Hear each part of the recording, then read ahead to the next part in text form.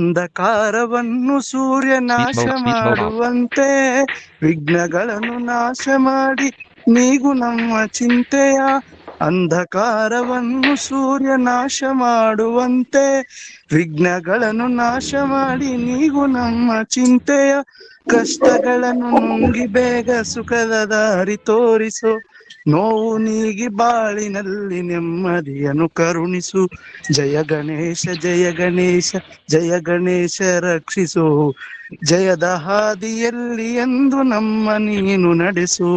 ಕಂಗಳಲ್ಲಿ ಸ್ವಾಮಿ ನಿನ್ನ ದಿವ್ಯ ಮೂರ್ತಿ ತುಂಬಲಿ, ಕಿವಿಗಳಲ್ಲಿ ದಿನವೂ ನಿನ್ನ ಕೀರ್ತಿ ತುಂಬಿ ಹರಿಯಲಿ. ನಮ್ಮ ಮನವು ಸದಾ ನಿನ್ನ ಧ್ಯಾನದಲ್ಲಿ ಮುಳಗಲಿ, ನಿಮ್ಮ ಕರುಣೆಯಿಂದ ತಂದೆ ನಮ್ಮ ಬಾಳು ಬೆಳಗಲಿ. ಜಯ ಗಣೇಶ ಜಯ ಗಣೇಶ ಜಯ ಗಣೇಶ ರಕ್ಷಿಸು, ಜಯದಾದಿಯಲ್ಲಿ ಎಂದು ನಮ್ಮ ನೀನು ನಡೆಸು. ಧನ್ಯವಾದಗಳು.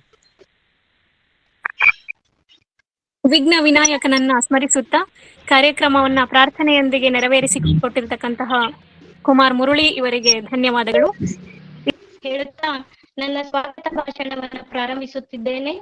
ಮೊದಲಿಗೆ ನಮ್ಮ ಜ್ಞಾನಲಹರಿ ಸ್ಪರ್ಧಾತ್ಮಕ ಪರೀಕ್ಷೆಯಲ್ಲಿ ಇಂಗ್ಲಿಷ್ ಅಧ್ಯಾಪಕರಾಗಿ ಕಾರ್ಯನಿರ್ವಹಿಸುತ್ತಿರುವ ಪಟ್ವರ್ಧನ್ ಸರ್ ಇವರು ನಮ್ಮ ಕಾರ್ಯಕ್ರಮಕ್ಕೆ ಮುಖ್ಯ ನಿರ್ವಾಹಕರಾಗಿ ಆಗಮಿಸಿರುತ್ತಾರೆ. ಇವರಿಗೆ ನಮ್ಮ ಜ್ಞಾನಲಹರಿ ತಂಡದ ಪರವಾಗಿ, ನಮ್ಮ ಎಲ್ಲ ಶಿಕ್ಷಕರ ಪರವಾಗಿ ನನ್ನ ವೈಯಕ್ತಿಕವಾಗಿ ಆಧಾರದ ಸ್ವಾಗತವನ್ನ ಕೋರುತ್ತಿದ್ದೇನೆ. ಸ್ವಾಗತ, ಸುಸ್ವಾಗತ ಸರ್. ಹಾಗೆ ಜ್ಞಾನಲಹರಿ ಸ್ಪರ್ಧಾತ್ಮಕ ಪರೀಕ್ಷೆಯ ವಿಜ್ಞಾನ ಶಿಕ್ಷಕರಾದಂತಹ ಪ್ರೀತಿ ಮ್ಯಾಮ್ ಇವರಿಗೆ ಸ್ವಾಗತ, ಸುಸ್ವಾಗತ. ಹಾಗೆ ಜ್ಞಾನಲಹರಿ ಸ್ಪರ್ಧಾತ್ಮಕ ತಂಡದ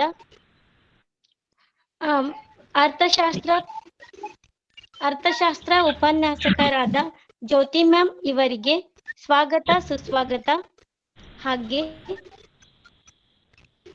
ರಾಜ್ಯಶಾಸ್ತ್ರ ಉಪನ್ಯಾಸಕರಾದ ಸದಾಶಿವಾನಂದ್ ಸರ್ ಇವರಿಗೆ ಸ್ವಾಗತ, ಸುಸ್ವಾಗತ. ಹಾಗೆ ಸೈಯದ್ ಸರ್ ಇವರಿಗೂ ಸ್ವಾಗತ, ಸುಸ್ವಾಗತ. ಹಾಗೆ ನಮ್ಮ ಜ್ಞಾನಲಹರಿಯ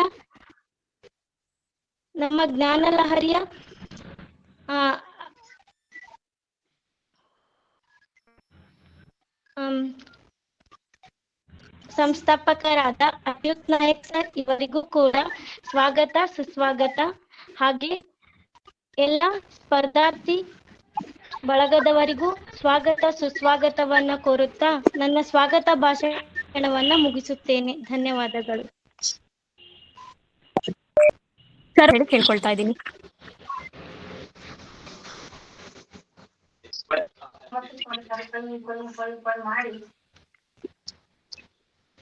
hello. Yes sir, you are audible. Carry on. Yes sir, ಕೇಳಿಸ್ತೀನಿ. Yeah, thank you. ಈ ಸ್ಪರ್ಧೆಯ ರೂಲ್ಸ್ ಗಳನ್ನ ನಾನೇ ಹೇಳ? ಹೇಳಿ ಸರ್, ಹೇಳಿ. ಓಕೆ.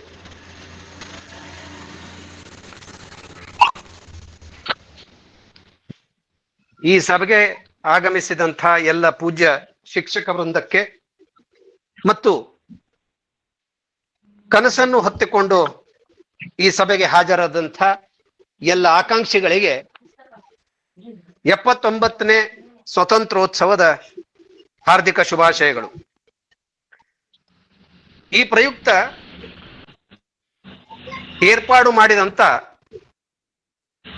ಈ ಭಾಷಣ ಸ್ಪರ್ಧೆ ಅಂತೇನಿದೆ ಅದರ ವಿಷಯ ತಮಗಾಗಲೇ ಈಗ ತಿಳಿಸಲಾಗಿದೆ. ಜೊತೆಗೆ ಅದರ ಕೆಲವು ನಿಯಮಗಳನ್ನ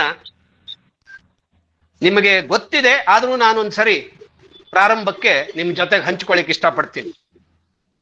ಮೊದಲನೇದಾಗಿ ನಿಮಗೆ 5 ನಿಮಿಷದ ಸಮಯ ಕೊಡಲಾಗಿದೆ ಪ್ರತಿಯೊಬ್ಬರಿಗೆ. ಅದರಲ್ಲಿ 4 ನಿಮಿಷ ಆದ ಮೇಲೆ ಯಾವುದಾದ್ರೂ ಒಂದು ಸಂಕೇತ ನಿಮ್ಮವರೆಗೆ ಬಂದು ಮುಟ್ತದೆ. ಅಂದ್ರೆ 4 ನಿಮಿಷ ಆಯ್ತು, ನೀವೀಗ ಅದನ್ನ ಕ್ರೋಢೀಕರಿಸಬೇಕು ಮುಂದಿನ ಭಾಗವನ್ನ ಅಂತ. ಎರಡನೇದಾಗಿ, ಆದಷ್ಟು ನೀವು ಮಾತನಾಡುವ ವಿಷಯ ನಿಮಗೆ ಕೊಟ್ಟ ವಿಷಯದ ಅನುರೂಪವಾಗಿರಲಿ. ಎಲ್ಲಕ್ಕಿಂತ ಮುಖ್ಯವಾಗಿ ನಾವು ನೆಟ್ವರ್ಕ್ ಇಂದ ಜಾಯಿನ್ ಆಗಿದ್ರಿಂದ ನೀವು ನಮಗೆ ಸರಿಯಾಗಿ ಕೇಳಿಸುವಂತೆ, ಅಂದ್ರೆ ನಿಮ್ಮ ಕಡೆಯಿಂದ ಪ್ರಯತ್ನ ಏನು ಅಂದ್ರೆ ಒಳ್ಳೆ ನೆಟ್ವರ್ಕ್ ಇರುವಲ್ಲಿ ಹೋಗಿ ಅಲ್ಲಿಂದ ನೀವು ನಮಗೆ ನಿಮ್ಮ ಧ್ವನಿಯನ್ನು ಕೇಳಿಸೋ ಹಾಗೆ ಮಾಡಿದ್ರೆ ನಮಗೆ ಈ ಭಾಷಣದ ಸ್ಪರ್ಧೆಯ ಒಂದು ಸರಿಯಾದ ಅಳತೆಗೋಲನ್ನು ನಾವು ಹಾಕ್ಬೋದು. ಇಲ್ಲದೆ ಹೋಗಿದ್ರೆ ನೀವು ಚೆನ್ನಾಗಿಯೇ ಮಾತಾಡಿರ್ಬೋದು, ನಿಮ್ಮ ವಿಷಯ ವಸ್ತು ಚೆನ್ನಾಗಿಯೇ ಇರ್ಬೋದು, ನಮ್ಮ ತನಕ ಬಂದು ಮುಟ್ಲಿಲ್ಲ ಅನ್ನೋ ಕಾರಣಕ್ಕೆ ನಾವು ಅದರ ನಿರ್ಣಯದಲ್ಲಿ ತಪ್ಪದಂಗಾಗ್ತದೆ. ಅದಕ್ಕೆ ನಿಮ್ಮ ಕಡೆಯಿಂದ ಈ ಪ್ರಯತ್ನ ಇರಲಿ, ನೆಟ್ವರ್ಕ್ ಚೆನ್ನಾಗಿರೋ ಕಡೆಗೆ ಹೋಗಿ ಕುತ್ಕೊಂಡು ಮಾತಾಡಿ. ಸೊ ಈ 5 ನಿಮಿಷದ ಒಂದು ಅವಧಿಯಲ್ಲಿ ನಿಮ್ಮ ವಿಚಾರವನ್ನ ಮಂಡಿಸ್ಲಿಕ್ಕೆ ಪ್ರಯತ್ನ ಮಾಡಿ. And I wish you all the best. Thank you. ನೀತಿ ನಿಬಂಧನೆಗಳನ್ನ ತಿಳಿಸಿಕೊಟ್ಟಿರ್ತಕ್ಕಂತಹ ಶ್ರೀಯುತ ವಸಂತ್ ಪಟ್ವರ್ಧನ್ ಸರ್ ಇವರಿಗೆ ತುಂಬ ಹೃದಯದ ಧನ್ಯವಾದಗಳು.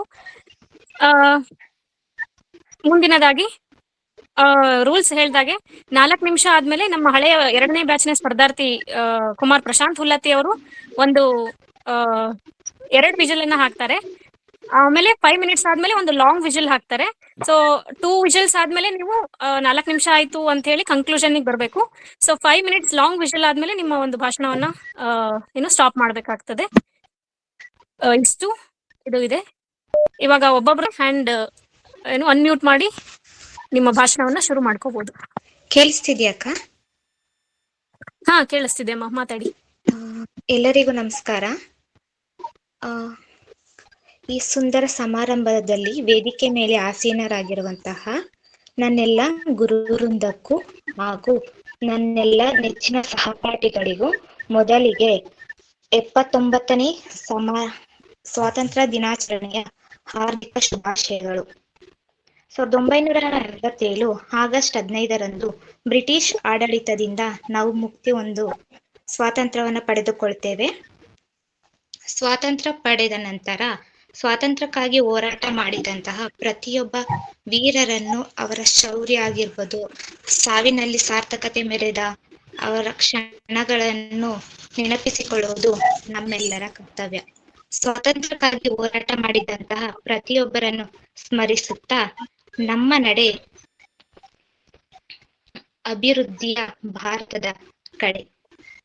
ಮೊದಲಿಗೆ ನಮ್ಮ ಭಾರತವು ಅಭಿವೃದ್ಧಿ ಹೊಂದುತ್ತಿರುವ ರಾಷ್ಟ್ರವಾಗಿರುವುದರಿಂದ ನಮ್ಮ ಫಸ್ಟು ಸಮಾನತೆಯನ್ನು ವಹಿಸ್ಕೋಬೇಕಾಗತ್ತೆ. ಪ್ರತಿಯೊಬ್ಬರಲ್ಲೂ ಸಮಾನತೆ ಒಂದು ಮನೋಭಾವ ಮೂಡಬೇಕಾದರೆ ಮೊದಲಿಗೆ ನಾವು ಜಾತಿ ಪದ್ಧತಿಯನ್ನು ಸಂಪೂರ್ಣವಾಗಿ ರದ್ದುಗೊಳಿಸಬೇಕಾಗುತ್ತದೆ. ನಾವು ಯಾವುದೇ ಒಂದು ಅಪ್ಲಿಕೇಶನ್ ಹಾಕಕ್ ಹೋಗ್ಬೇಕಾದ್ರೆ ಪ್ರತಿಯೊಬ್ಬರು ನಾವು ಜಾತಿ ಪ್ರಮಾಣದ ಪತ್ರವನ್ನು ಕೊಡ್ಬೇಕಾಗುತ್ತೆ. ನಾವು ಅಲ್ಲಿ ಉದ್ಯೋಗ ಕರೆದಿರ್ತಾರೆ, ನಾವು ಉದ್ಯೋಗಕ್ಕಾಗಿ ಇರ್ತೀವಿ. ಸೊ ಅಲ್ಲಿ ನಮಗೆ ಯಾವುದೇ ರೀತಿಯ ಜಾತಿ ಪ್ರಮಾಣದ ಪತ್ರ ಅವಶ್ಯಕತೆ ಇಲ್ಲ ಅಂತ ನನ್ನ ಒಂದು ಮನೋಭಾವನೆ. ಅದ್ ಬಿಟ್ರೆ ಶಿಕ್ಷಣದಲ್ಲಿ ಸಾಕ್ಷರತೆ ದರ ಅಂತ ಬಂದ್ರೆ ಕೇರಳ ಫಸ್ಟ್ ಬರುತ್ತೆ, ಲಾಸ್ಟ್ ಬಿಹಾರ ಬರುತ್ತೆ.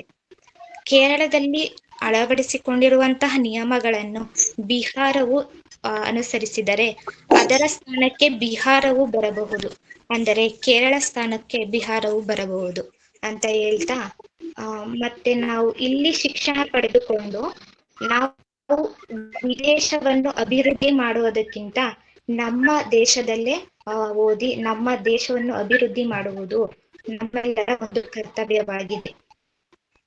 ಹಾಗೆ ಮಾಡುವುದರಿಂದ ನಮ್ಮಲ್ಲಿ ನಿರುದ್ಯೋಗದ ಸಮಸ್ಯೆಗಳು ಕೆಲವೊಂದು ಕಾರಣದಿಂದ ಬಗೆಹರಿಯಬಹುದೆಂದು ನನ್ನ ಒಂದು ಪರಿಕಲ್ಪನೆ. ವಿಕಸಿತ ಭಾರತ ಕನಸನ್ನು ನನಸು ಮಾಡಬೇಕಾದರೆ ಪ್ರತಿಯೊಬ್ಬರ ವ್ಯಕ್ತಿಯು ಇದರಲ್ಲಿ ಪಾಲ್ಗೊಳ್ಳಬೇಕಾಗುತ್ತದೆ. ಸಮಾಜದ ರಾಷ್ಟ್ರದ ಹಿತದೃಷ್ಟಿಯಿಂದ ಕೆಲಸ ಮಾಡುವುದು ನಮ್ಮೆಲ್ಲರ ಒಂದು ಕರ್ತವ್ಯವಾಗಿದೆ. ನಾನು ಬದಲಾದರೆ ದೇಶ ಬದಲಾಗುತ್ತದೆ ಎಂಬ ಮನೋಭಾವನೆ ಪ್ರತಿಯೊಬ್ಬರಲ್ಲೂ ಮೂಡುವಂಥದ್ದು. ಹಾಗೆಯೇ ಕೇವಲ ಸಮಾನತೆಯಲ್ಲ, ಶಿಕ್ಷಣದಲ್ಲ, ತಾಂತ್ರಿಕತೆಯಲ್ಲೂ, ವಿಜ್ಞಾನ ತಂತ್ರಜ್ಞಾನದಲ್ಲೂ ಸಹ ನಾವು ಅಭಿವೃದ್ಧಿಯನ್ನು ಹೊಂದಬೇಕಾಗುತ್ತದೆ. ಈ ಅಭಿವೃದ್ಧಿಯ ಕಡೆ ನಮ್ಮ ಗಮನವಿರೋದು ಎಷ್ಟು ಸತ್ಯವೋ ಹಾಗೆ ಪರಿಸರದ ಸ್ನೇಹಿ ಅಭಿವೃದ್ಧಿಯ ಕಡೆಯೂ ಸಹ ನಮ್ಮ ಒಂದು ಗಮನವನ್ನು ವಹಿಸಬೇಕಾಗುತ್ತದೆ. ಹಸಿರು ಕ್ರಾಂತಿಗಳು, ಜಲ ಸಂರಕ್ಷಣೆ ಮತ್ತೆ ಮಾಲಿನ್ಯ ಉಂಟಾಗದಂತೆ ನೋಡಿಕೊಳ್ಳುವುದು, ಹಾಗೆ ಆರೋಗ್ಯದ ಅಭಿವೃದ್ಧಿಯೂ ಹೌದು. ಜಾಗತಿಕ ನ್ಯಾಯಕತ್ವ, ಶಾಂತಿ, ಸಹಕಾರ, ಸಂಸ್ಕೃತಿ ಪ್ರಚಾರದಲ್ಲಿ ಮುಂಚೂಣಿಯಲ್ಲಿ ಇರಬೇಕಾಗುತ್ತದೆ. ಒಟ್ಟಾರೆ ಹೇಳುವುದಾದರೆ ಭಾರತವು ಅಭಿವೃದ್ಧಿ ಹೊಂದುತ್ತಿರುವ ರಾಷ್ಟ್ರವಾಗಿರುವುದರಿಂದ ಭಾರತ ಎಲ್ಲಾ ಕ್ಷೇತ್ರಗಳಲ್ಲೂ ಅಭಿವೃದ್ಧಿ ಹೊಂದಬೇಕಾಗುತ್ತದೆ. ಅದು ಆರ್ಥಿಕತೆ ಆಗಿರ್ಬೋದು, ಶಿಕ್ಷಣ ಆಗಿರ್ಬೋದು, ಆರೋಗ್ಯ, ವಿಜ್ಞಾನ ಮತ್ತು ತಂತ್ರಜ್ಞಾನ, ಮೂಲ ಸೌಕರ್ಯ, ಪರಿಸರ ಸಂರಕ್ಷಣೆ. Thank you. ವಿಕಸಿತ ಭಾರತದ ಪರಿಕಲ್ಪನೆಯನ್ನ ಕುರಿತು ತಮ್ಮ ಭಾಷಣವನ್ನ ನೆರವೇರಿಸಿಕೊಟ್ಟಿದ್ದಂತಹ ಭಾವನಾ ಇವರಿಗೆ ಧನ್ಯವಾದಗಳು. ದಯವಿಟ್ಟು ಸ್ಪರ್ಧಾ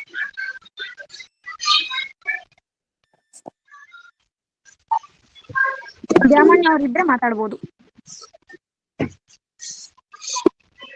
ಮುಂದಿನ ಸ್ಪರ್ಧಿ ದೇವಿಕಾ ಅವರು.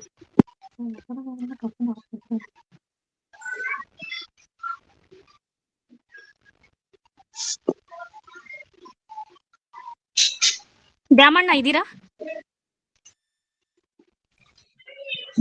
ಇದರ ನೋಡಿ. ಮೊಟ್ಟ ಮೊದಲಿಗೆ ಎಲ್ಲರಿಗೂ ಸ್ವಾತಂತ್ರ್ಯ ದಿನಾಚರಣೆ ಆರ್ಥಿಕ ಶುಭಾಶಯಗಳು.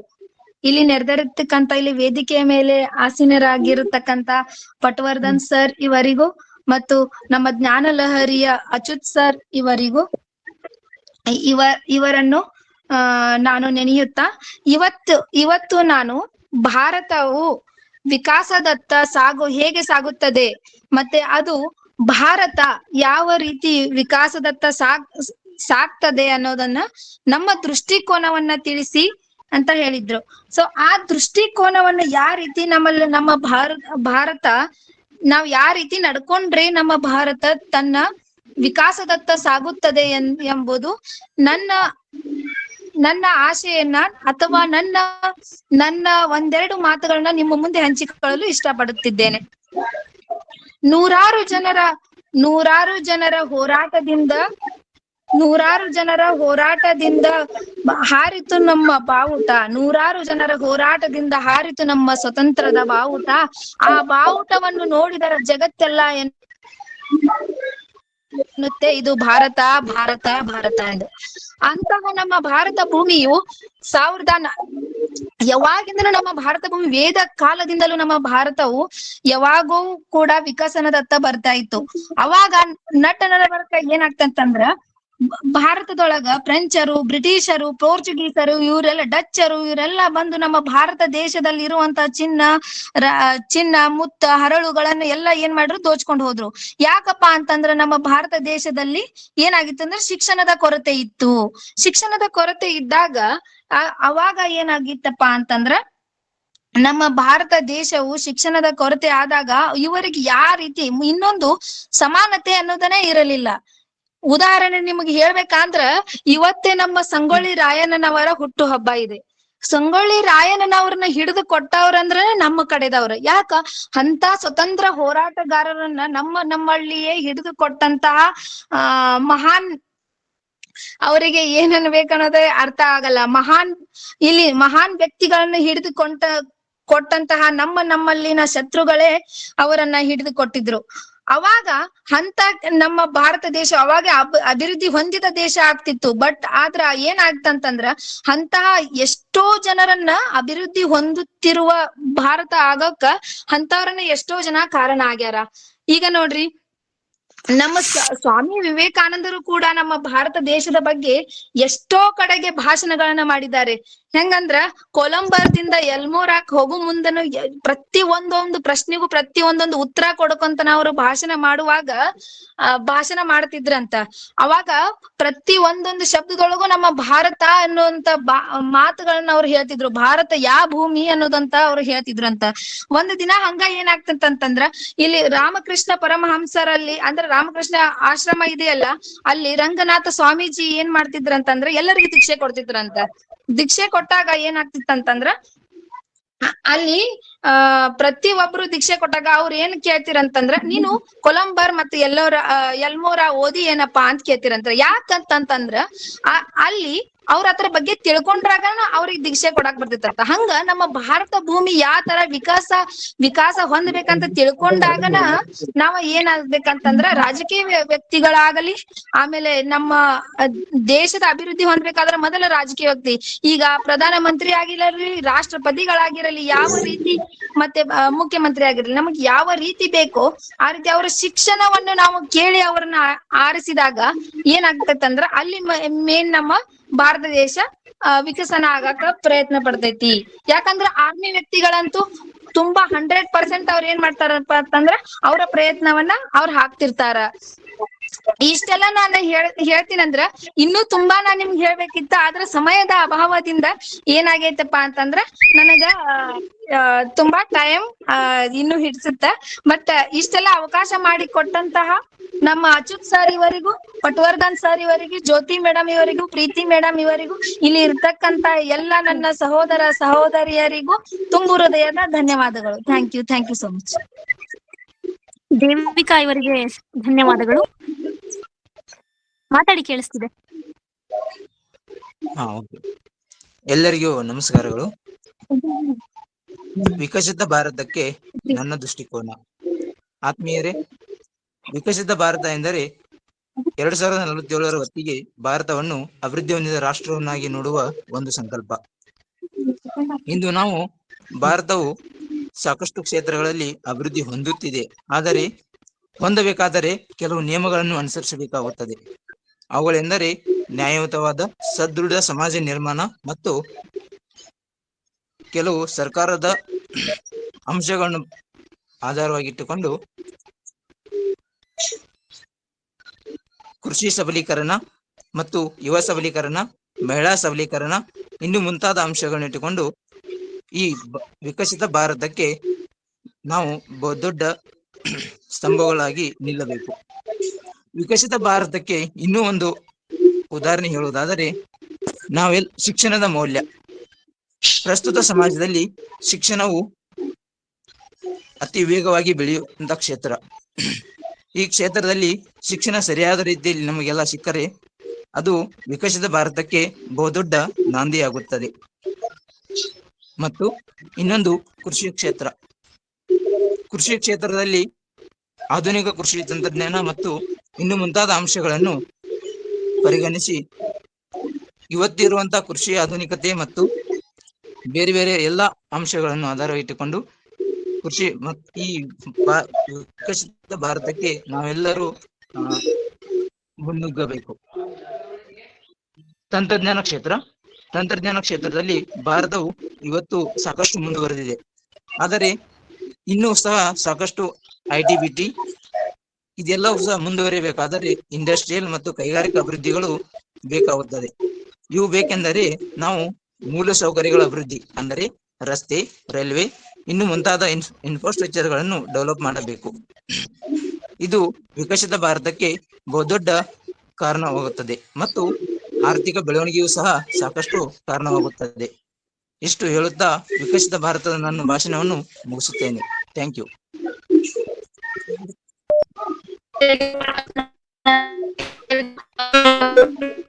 Hello,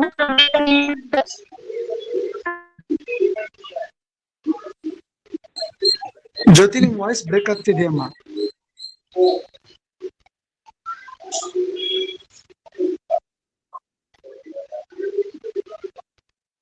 hello.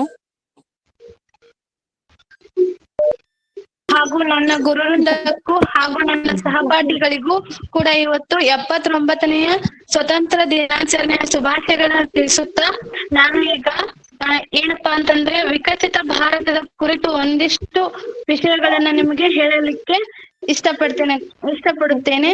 ಏನಪ್ಪಾ ಅಂತಂದ್ರ ನಮ್ಮ ಭಾರತವು ಅನೇಕ ಭಾಷೆಗಳು, ಸಂಸ್ಕೃತಿಗಳು, ಸಂಪ್ರದಾಯಗಳು ಮತ್ತು ಪರಂಪರೆಗಳನ್ನು ಒಳಗೊಂಡಿರುವಂತಹ ಒಂದು ಮಹಾನ್ ದೊಡ್ಡ ದೇಶವಾಗಿದ್ದು, ಇದೇನಪ್ಪಾ ಅಂತಂದ್ರೆ ಸ್ವತಂತ್ರ ಹೊಂದಿದ ನಂತರ ಅನೇಕ ಕ್ಷೇತ್ರಗಳಲ್ಲಿ ಅಭಿವೃದ್ಧಿಯನ್ನ ಹೊಂದಿದ್ರೂ ಕೂಡ ಇನ್ನು ನಾವು ಏನಪ್ಪಾ ಅಂತಂದ್ರ ವಿಕಸಿತ ಭಾರತದ ಕನಸನ್ನು ಕಾಣುವಲ್ಲಿ ಏನಪ್ಪಾ ಅಂತಂದ್ರೆ ಕನಸನ್ನು ಕಾಣಲು ಇಚ್ಛಿಸುತ್ತೇವೆ. ಏನಪ್ಪಾ ಅಂತಂದ್ರೆ ನಾವು ಆರ್ಥಿಕ ವಿಷಯಗಳಲ್ಲಾಗಿರ್ಬೋದು, ಶಿಕ್ಷಣದ ವಿಷಯದಲ್ಲಾಗಿರ್ಬೋದು, ಮತ್ತು ವಿಜ್ಞಾನ ಮತ್ತು ತಂತ್ರಜ್ಞಾನದಲ್ಲಾಗಿರ್ಬೋದು, ಪರಿಸರ ವ್ಯವಸ್ಥೆಯಲ್ಲಾಗಿರ್ಬೋದು, ಮತ್ತು ಸಮಾಜದಲ್ಲಿ ಸಮಾನ ಅವಕಾಶಗಳನ್ನು ನೀಡುವಲ್ಲಾಗಿರ್ಬೋದು ಕೂಡ ಏನಪ್ಪಾ ಅಂತಂದ್ರೆ ನಮ್ಮ ಭಾರತವು ಇನ್ನು ಏನಪ್ಪಾ ಅಂತಂದ್ರೆ ಅಭಿವೃದ್ಧಿಯನ್ನ ಹೊಂದಿಲ್ಲ.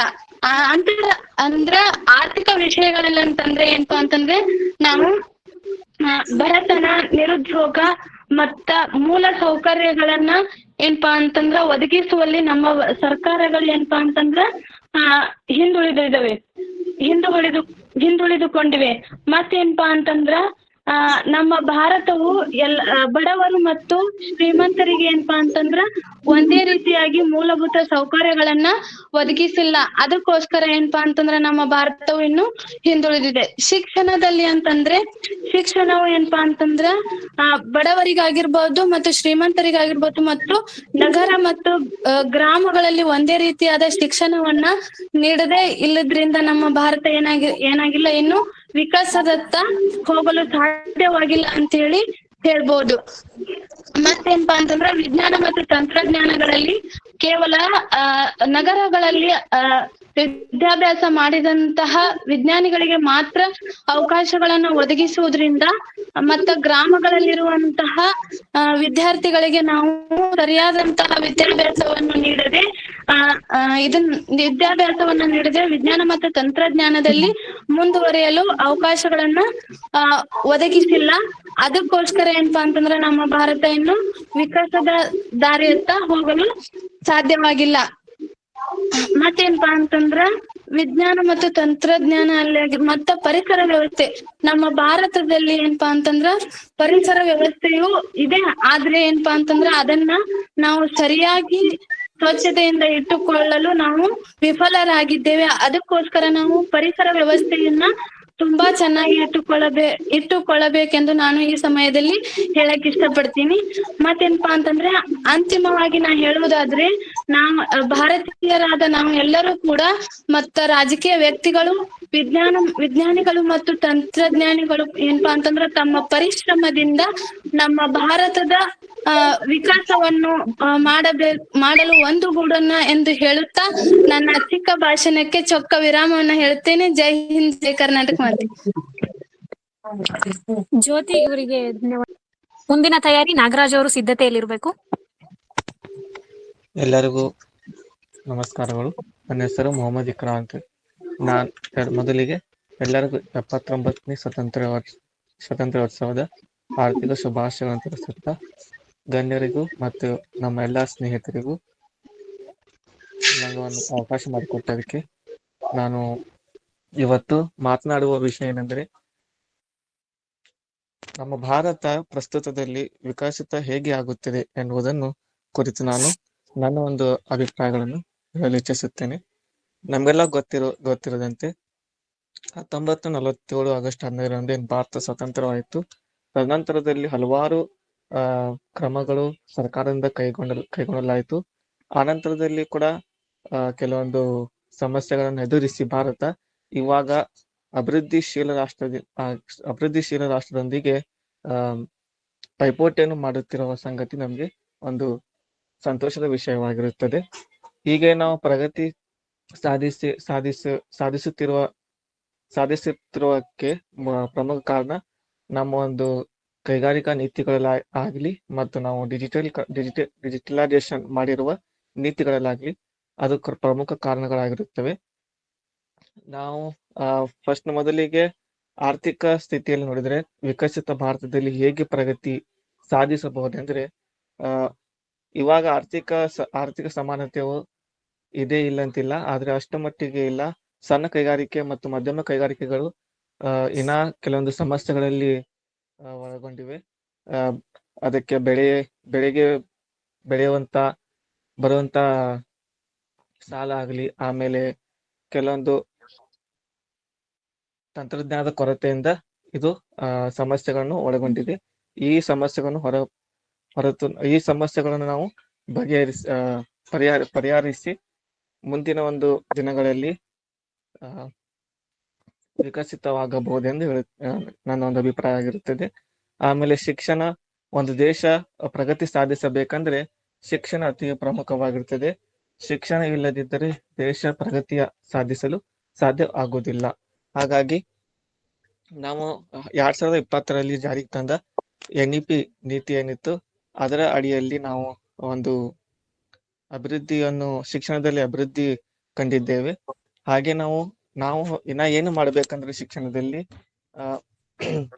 ಕಲಿಕೆಗೆ ಮಾತ್ರ ಆಧಾರ ಆಗದೆ ವಿಮರ್ಶೆ ಮತ್ತು ಕೌಶಲ್ಯ ಭರಿತ ಶಿಕ್ಷಣವನ್ನು ನೀಡುವ ಒಂದು ಪ್ರಯತ್ನವನ್ನು ಮಾಡಬೇಕು. ಯಾಕಂದ್ರೆ ಶಿಕ್ಷಣ ಬರೀ ನಮ್ಗೆ ಕಲಿಕೆಗೆ ಮಾತ್ರ ಸೀಮಿತವಾಗಿರದೆ ಒಂದು ಕೌಶಲ್ಯ ಕೂಡ ನಮ್ಗೆ ಅದರಿಂದ ಪಡೆಯಬೇಕೆಂದು ನಾನು ಇಚ್ಛಿಸುತ್ತೇನೆ. ನಂತರದಲ್ಲಿ ಸಾಮಾಜಿಕ ಅಸಮಾನತೆಯನ್ನು ಹೊರತಾಗಿ ಸಾಮಾಜಿಕ ಅಸಮಾನತೆಯನ್ನು ತಡೆದು ಅದನ್ನು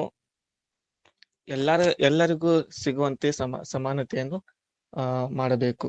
ಮತ್ತು ಕೈಗಾರಿಕಾ ನೀತಿಗಳಲ್ಲಿ ಕೆಲವೊಂದು ಪ್ರಮುಖ ಬದಲಾವಣೆಗಳನ್ನು ಮಾಡಿ ಆರ್ಥಿಕವಾಗಿ ಕೂಡ ನಾವು ಇನ್ನಷ್ಟು ಪ್ರಬಲ ಆಗಬೇಕೆಂದು ನನ್ನ ಒಂದು ಅಭಿಪ್ರಾಯ ಆಗಿರುತ್ತದೆ.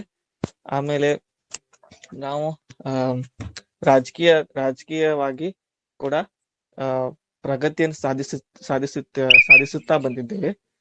ಈಗಿನ ನಾವು ಏನು 2047ವರೆಗೆ ಗುರಿಯನ್ನು ಹೊಂದಿದ್ದೇವೆ. ಆ ಗುರಿಯನ್ನು ಸಾಧಿಸಲು ಕೆಲವೊಂದು ಮೇಕ್ ಇನ್ ಇಂಡಿಯಾ ಆಗಲಿ, ಡಿಜಿಟಲ್ ಆಗಲಿ, ಈ ರೀತಿಯ ಒಂದು ಕ್ರಮಗಳನ್ನು ಕೈಗೊಳ್ಳಬೇಕು.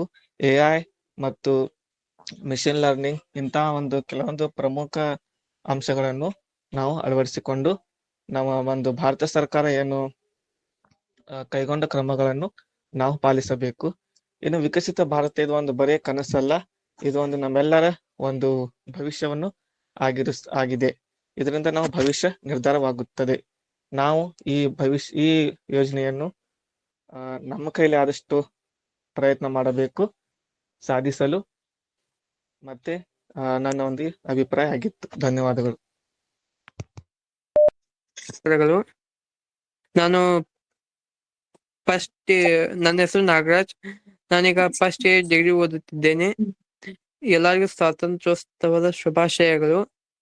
ನಾನೀಗ ವಿಕಸಿತ ಭಾರತಕ್ಕೆ ನಮ್ಮ ದೃಷ್ಟಿಕೋನ, ಅದರ ಬಗ್ಗೆ 2 ಅಂಶಗಳನ್ನು ಹೇಳಲು ಬಂದಿದ್ದೇನೆ.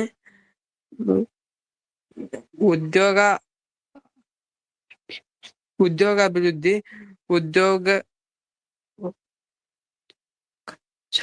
ಉದ್ಯೋಗ ಅವಕಾಶಗಳನ್ನು ಹೆಚ್ಚಿಸುವುದು ಮತ್ತು ಆದಾಯವನ್ನು ಹೆಚ್ಚಿಸುವುದು. ಸಾಮಾಜಿಕ ನ್ಯಾಯ, ಎಲ್ಲಾ ನಾಗರಿಕರಿಗೆ ಸಾಮಾನ್ಯ ಅವಕಾಶಗಳನ್ನು ಒದಗಿಸುವುದು. ಶಿಕ್ಷಣ ಮತ್ತು ಆರೋಗ್ಯ ಸೇವೆಗಳನ್ನು ಸುಧಾರಿಸುವುದು.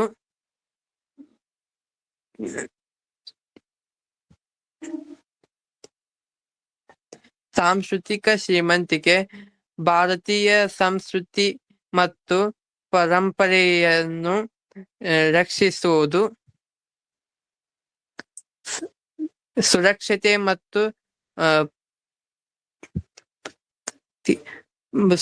ಮತ್ತು ಪ್ರಗತಿ, ರಾಷ್ಟ್ರದ ಗಡಿಗಳನ್ನು ಸುರಕ್ಷಿತವಾಗಿಡುವುದು.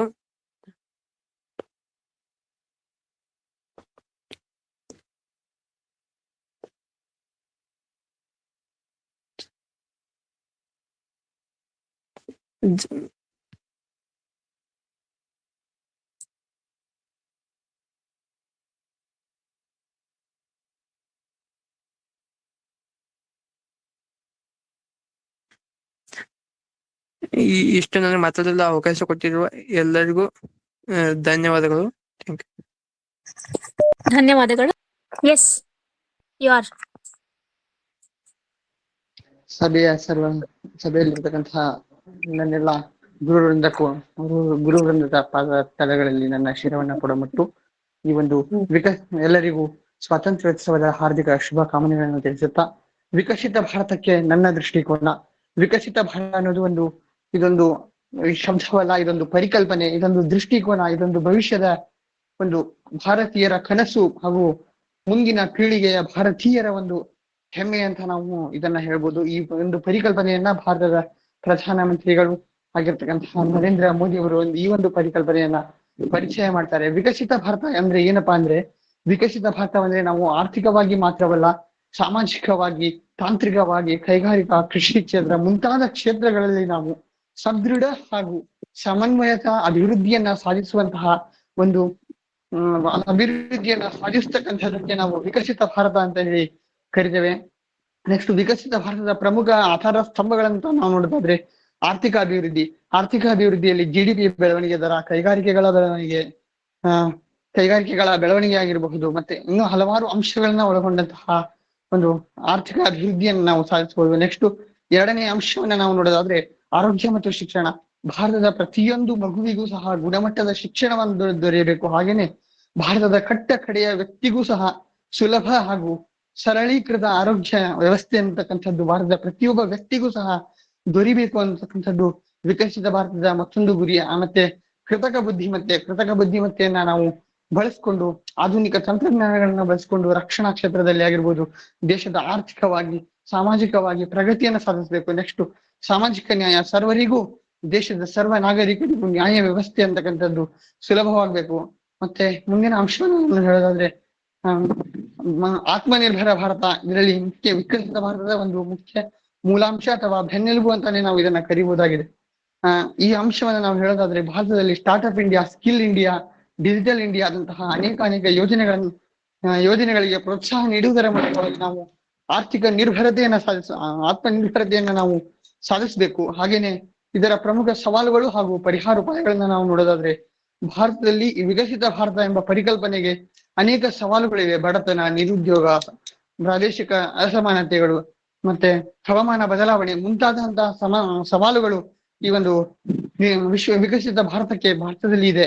ಹಾಗೇನೆ ಅದಕ್ಕೆ ಪರಿಹಾರ ಉಪಾಯಗಳಂದ್ರೆ ಪಾರದರ್ಶಕ ಮತ್ತು ಸಾರ್ವತ್ರಿಕ ಆಡಳಿತ, ಭ್ರಷ್ಟಾಚಾರ ನಿರ್ಮೂಲನೆ, ಹಾಗೇನೆ ಸರ್ವರಿಗೂ ಸಾಮಾಜಿಕ ನ್ಯಾಯ ಒದಗಿಸುವುದರ ಮೂಲಕ ನಾವು ಈ ವಿಕಸಿತ ಭಾರತವನ್ನ ತಲುಪಬಹುದು. ಈ ವಿಕಸಿತ ಭಾರತವು ಕೇವಲ ನನ್ನೊಬ್ಬನ ಕನಸಲ್ಲ, ಇದು ಪ್ರತಿಯೊಬ್ಬ ಭಾರತೀಯನ ಕನಸು. ಈ ಭಾರತದ ಬಗ್ಗೆ, ಭವ್ಯ ಭಾರತದ ಬಗ್ಗೆ ಒಂದು ಕೊನೆಯ ಸಾಲುಗಳನ್ನ ಹೇಳೋದಾದ್ರೆ, ಈ ಭವ್ಯ ಭಾರತದ ಇತಿಹಾಸವನ್ನ ನಾವು ಬರೆಯೋದಕ್ಕೆ ಭೂಮಂಡಲವೆಂಬ ಹಾಳೆಯನ್ನ ಹಿಡಿದು ಮಹಾಶಿವನ ತ್ರಿಶೂಲವನ್ನ ಲೇಖನಿಯಾಗಿ ಬಳಸಿಕೊಂಡು ಹಿಂದೂ ಮಹಾಸಾಗರದ ಶಾಹಿಯನ್ನ ಉಪಯೋಗಿಸಿ ಭಾರತದ ಭವ್ಯ ಇತಿಹಾಸವನ್ನ ಬರಿತಾ ಕೂತ್ರೆ ಭೂಮಂಡಲವೆಂಬ ಹಾಳೆ ಖಾಲಿ ಆಗ್ಬಹುದು.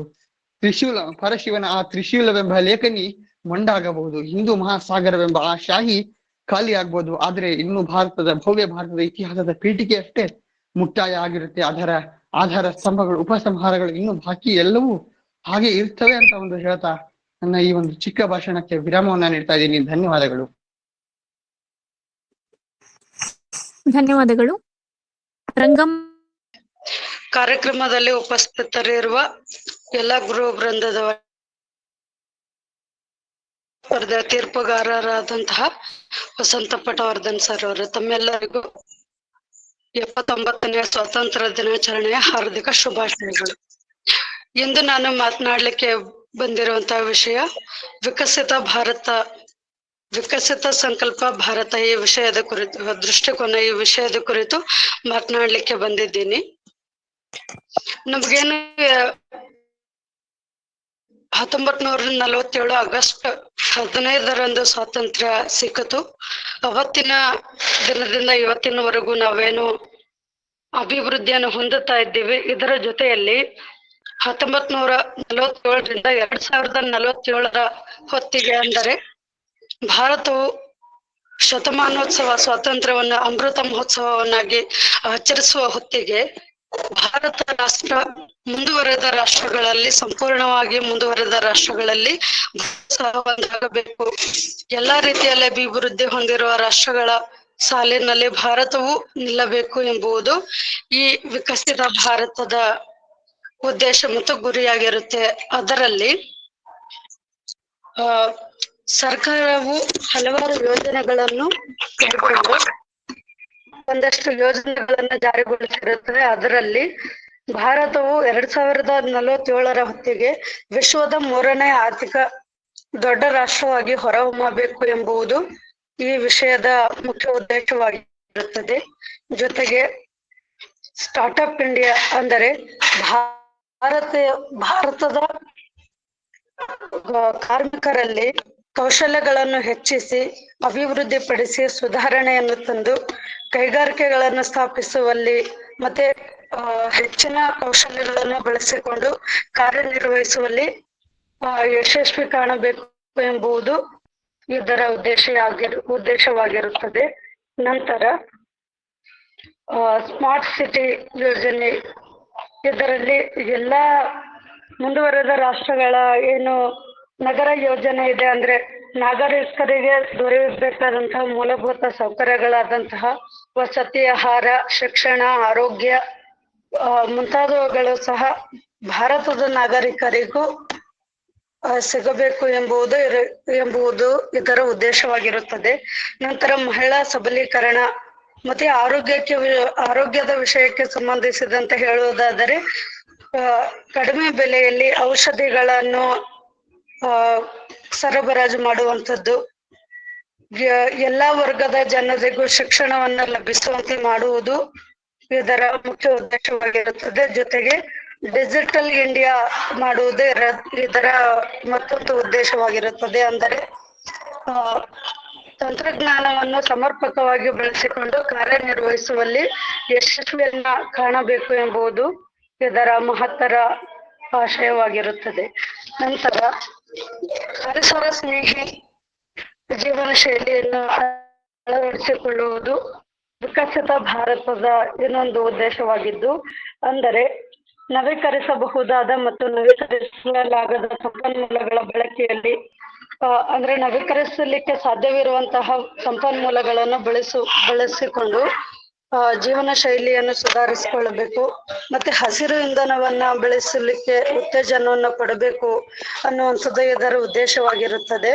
ಜೊತೆಗೆ ಪರಿಸರ ಸಂರಕ್ಷಣೆಯಲ್ಲಿ ನಾಗರಿಕರ ಪಾತ್ರ, ಈ ಒಂದು ವಿಷಯದ ಕುರಿತು ಹೇಳಬೇಕಾದ್ರೆ ನಮ್ಮಿಂದ ಸಾಧ್ಯವಾದಷ್ಟು ಪರಿಸರ ಸಂರಕ್ಷಣೆಗೆ ಕೊಡುಗೆಯನ್ನು ನೀಡುವಂಥದ್ದು. ಅಂದರೆ ಈಗ ಪ್ರವಾಸೋದ್ಯಮ ಆಗ್ಲಿ, ನದಿಗಳಲ್ಲಾಗ್ಲಿ, ದೇವಸ್ಥಾನದ ಭೇಟಿಗೆ ಬಂದಂಥವ್ರು ಅಲ್ಲಲ್ಲಿ ತಮ್ಮ ಕಸವನ್ನ ನೀಟಾಗಿ ವಿಲೇವಾರಿ ಮಾಡದಂತೆ ಎಲ್ಲಿ ಬೇಕಲ್ಲೇ ಎಸೆದಿರ್ತಾರೆ. ಅದನ್ನ ಸಾಧ್ಯವಾದ ಮಟ್ಟಿಗೆ ಒಂದು ಕಡೆ ಹಾಕಿ ವಿಲೇವಾರಿ ಮಾಡ್ಲಿಕ್ಕೆ ಸಹಕರಿಸುವಂಥದ್ದು. ಇದಿಷ್ಟು ವಿಕಸಿತ ಭಾರತಕ್ಕೆ ಸಂಬಂಧಿಸಿರುವಂತಹ ನನಗೆ ತಿಳಿದಿರುವಷ್ಟು ವಿಷಯಗಳನ್ನ ನಿಮ್ಮೊಂದಿಗೆ ಹಂಚಿಕೊಳ್ಳಿಕ್ಕೆ ಪ್ರಯತ್ನ ಮಾಡಿದ್ದೀನಿ. ಕೊನೆಯದಾಗಿ, ವಿಕಸಿತ ಭಾರತ ಎಂಬುದು ಇದು ಕೇವಲ ಘೋಷಣೆಯಾಗಿ ಉಳಿಯದೆ ನಿಮ್ಮೆಲ್ಲರ ಸಹಭಾಗಿತ್ವದೊಂದಿಗೆ ಭಾರತ ಏನು ಕನಸು ಕಂಡಿದೆ ವಿಕಸಿತ ಭಾರತ, ಇದನ್ನ ನಿಮ್ಮೆಲ್ಲರ ಸಹಭಾಗಿತ್ವದೊಂದಿಗೆ ಕನಸಾಗಲಿ ಎಂಬುದನ್ನ ನನ್ನ ಆಶಯದೊಂದಿಗೆ ನನ್ನ ಮಾತುಗಳಿಗೆ ವಿರಾಮ ನೀಡುತ್ತಿದ್ದೇನೆ. ಧನ್ಯವಾದಗಳು. ಹಾ, ಕೇಳಿಸ್ತಿದೆ, ಮಾತಾಡಿ. ಹಾ, ಮಾತಾಡಿ. ಎಲ್ಲರಿಗೂ 79ನೆಯ ಸ್ವಾತಂತ್ರ್ಯೋತ್ಸವದ ಆರ್ಥಿಕ ಶುಭಾಶಯಗಳು. ನನ್ನ ಹೆಸರು ಮಹಾವೀರ್. ನಾನು ವಿಕಸಿತ ಭಾರತದ ಬಗ್ಗೆ ಒಂದಿಷ್ಟು ಅನಿಸಿಕೆಗಳನ್ನು ತಮ್ಮೊಂದಿಗೆ ಹಂಚಿಕೊಳ್ಳಲು ಬಂದಿದ್ದೇನೆ. ನಾವು ಸ್ವತಂತ್ರ ವಿಕಸಿತ ಭಾರತವನ್ನಾಗಿ ಮಾಡುವುದು ನಮ್ಮೆಲ್ಲರ ಕನಸಾಗಿದ್ದು, ಇದು ಒಬ್ಬರ ಇಬ್ಬರ ಕನಸಲ್ಲ, 140 ಕೋಟಿಗೂ ಹೆಚ್ಚು ಜನರ ಕನಸಾಗಿದೆ. ಇದಕ್ಕಾಗಿ ನಾವು ಮುಖ್ಯವಾಗಿ 3 ಸ್ತಂಭಗಳ ಮೇಲೆ ಅತಿ ಹೆಚ್ಚು ಪ್ರಯತ್ನಗಳನ್ನ ಮಾಡಿ ಅವುಗಳನ್ನ ಬಲಿಷ್ಠಗೊಳಿಸಬೇಕಾಗಿದೆ. ಅವುಗಳೆಂದರೆ ಆರ್ಥಿಕವಾಗಿ ಮತ್ತು ಸಾಮಾಜಿಕವಾಗಿ ಮತ್ತು ತಂತ್ರಜ್ಞಾನದಲ್ಲಿ. ಆರ್ಥಿಕವಾಗಿ ಅಂದರೆ ನಮ್ಮ ದೇಶವನ್ನು ಉತ್ಪಾದನೆ ಸ್ಥಾನದಲ್ಲಿ ಜಾಗತಿಕವನ್ನಾಗಿ ಗೊಳಿಸಿ ಬಲಿಷ್ಠ ರಾಷ್ಟ್ರವನ್ನಾಗಿ ಮಾಡುವುದು ನಮ್ಮೆಲ್ಲರ ಕರ್ತವ್ಯವಾಗಿದೆ. ಮತ್ತು ಸ್ಟಾರ್ಟ್ಅಪ್ಗಳಂತ ಯೋಜನೆಗಳನ್ನು ತಂದು ಹಲವಾರು ನಿರುದ್ಯೋಗಿಗಳಿಗೆ ಉದ್ಯೋಗಗಳನ್ನು ದೊರಕಿಸಿ ನಮ್ಮ ರಾಷ್ಟ್ರವನ್ನು ಅನಿರುದ್ಯೋಗದಿಂದ ನಾವು ಉತ್ತಮಗೊಳಿಸಬೇಕಿದೆ. ಮತ್ತು ತಂತ್ರಜ್ಞಾನದಲ್ಲಿ ನಾವು ಗ್ರಾಮದಿಂದ ಹಿಡಿದು ನಗರದವರೆಗೆ ಇಂಡಿಯಾ ತಂತ್ರಜ್ಞಾನವನ್ನ ದೊರಕಿಸಬೇಕಾಗಿದೆ. ಇದು ನಮ್ಮೆಲ್ಲರ ಕನಸು ಮತ್ತು ಇದಕ್ಕೆ ಸರ್ಕಾರ ಮಾತ್ರ ಕಾರ್ಯನಿರ್ವಹಿಸಿದರೆ ಸಾಲದು. ನಾವು ನೀವೆಲ್ಲರೂ ಉತ್ತಮವಾಗಿ ಮತ್ತು ವಿದ್ಯಾರ್ಥಿಗಳಾದ ನಾವು ಉತ್ತಮವಾದ ಶಿಕ್ಷಣವನ್ನು ಪಡೆದು ಅಭ್ಯಾಸದಿಂದ ಉತ್ತಮವಾದ ಹುದ್ದೆಯಲ್ಲಿ ತೊಡಗಿ ನಮ್ಮ ಉತ್ತಮ ಕಾರ್ಯವನ್ನು ನಿರ್ವಹಿಸುವುದು ನಿಮ್ಮೆಲ್ಲರ ಕರ್ತವ್ಯವಾಗಿದೆ. ಮತ್ತು ಯುವ ಜನರು ಉತ್ತಮವಾದ ಆವಿಷ್ಕಾರಕ್ಕೆ ಮುಂದಾಗಿ ನಮ್ಮ ದೇಶದ ಭವಿಷ್ಯವನ್ನು ನಿರ್ಧರಿಸಬೇಕಾಗುತ್ತದೆ. ಇದು ನಮ್ಮ ದೇಶದ ವಿಕಸಿತ ಭಾರತವು 2047ರ ಶತಮಾನೋತ್ಸವಕ್ಕೆ ನಾವು ಅಭಿವೃದ್ಧಿ ಹೊಂದಿದ ಸಾಲಿನಲ್ಲಿ ನಿಲ್ಲಬೇಕು ಎಂಬುದು ನಮ್ಮ ಭಾರತೀಯರ ಕನಸಾಗಿದೆ.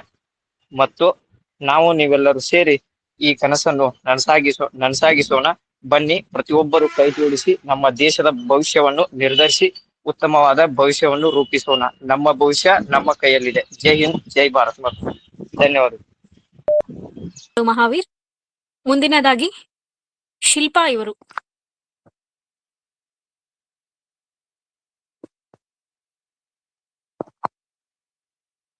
ಶಿಲ್ಪಾ ಅವರಿದ್ರೆ ಅನ್ಮ್ಯೂಟ್ ಮಾಡಿ ಮಾತಾಡಿ. ಪೂರ್ಣಾನಂದ್ ಅವರು ಸಿದ್ಧತೆಯಲ್ಲಿರ್ಬೇಕು.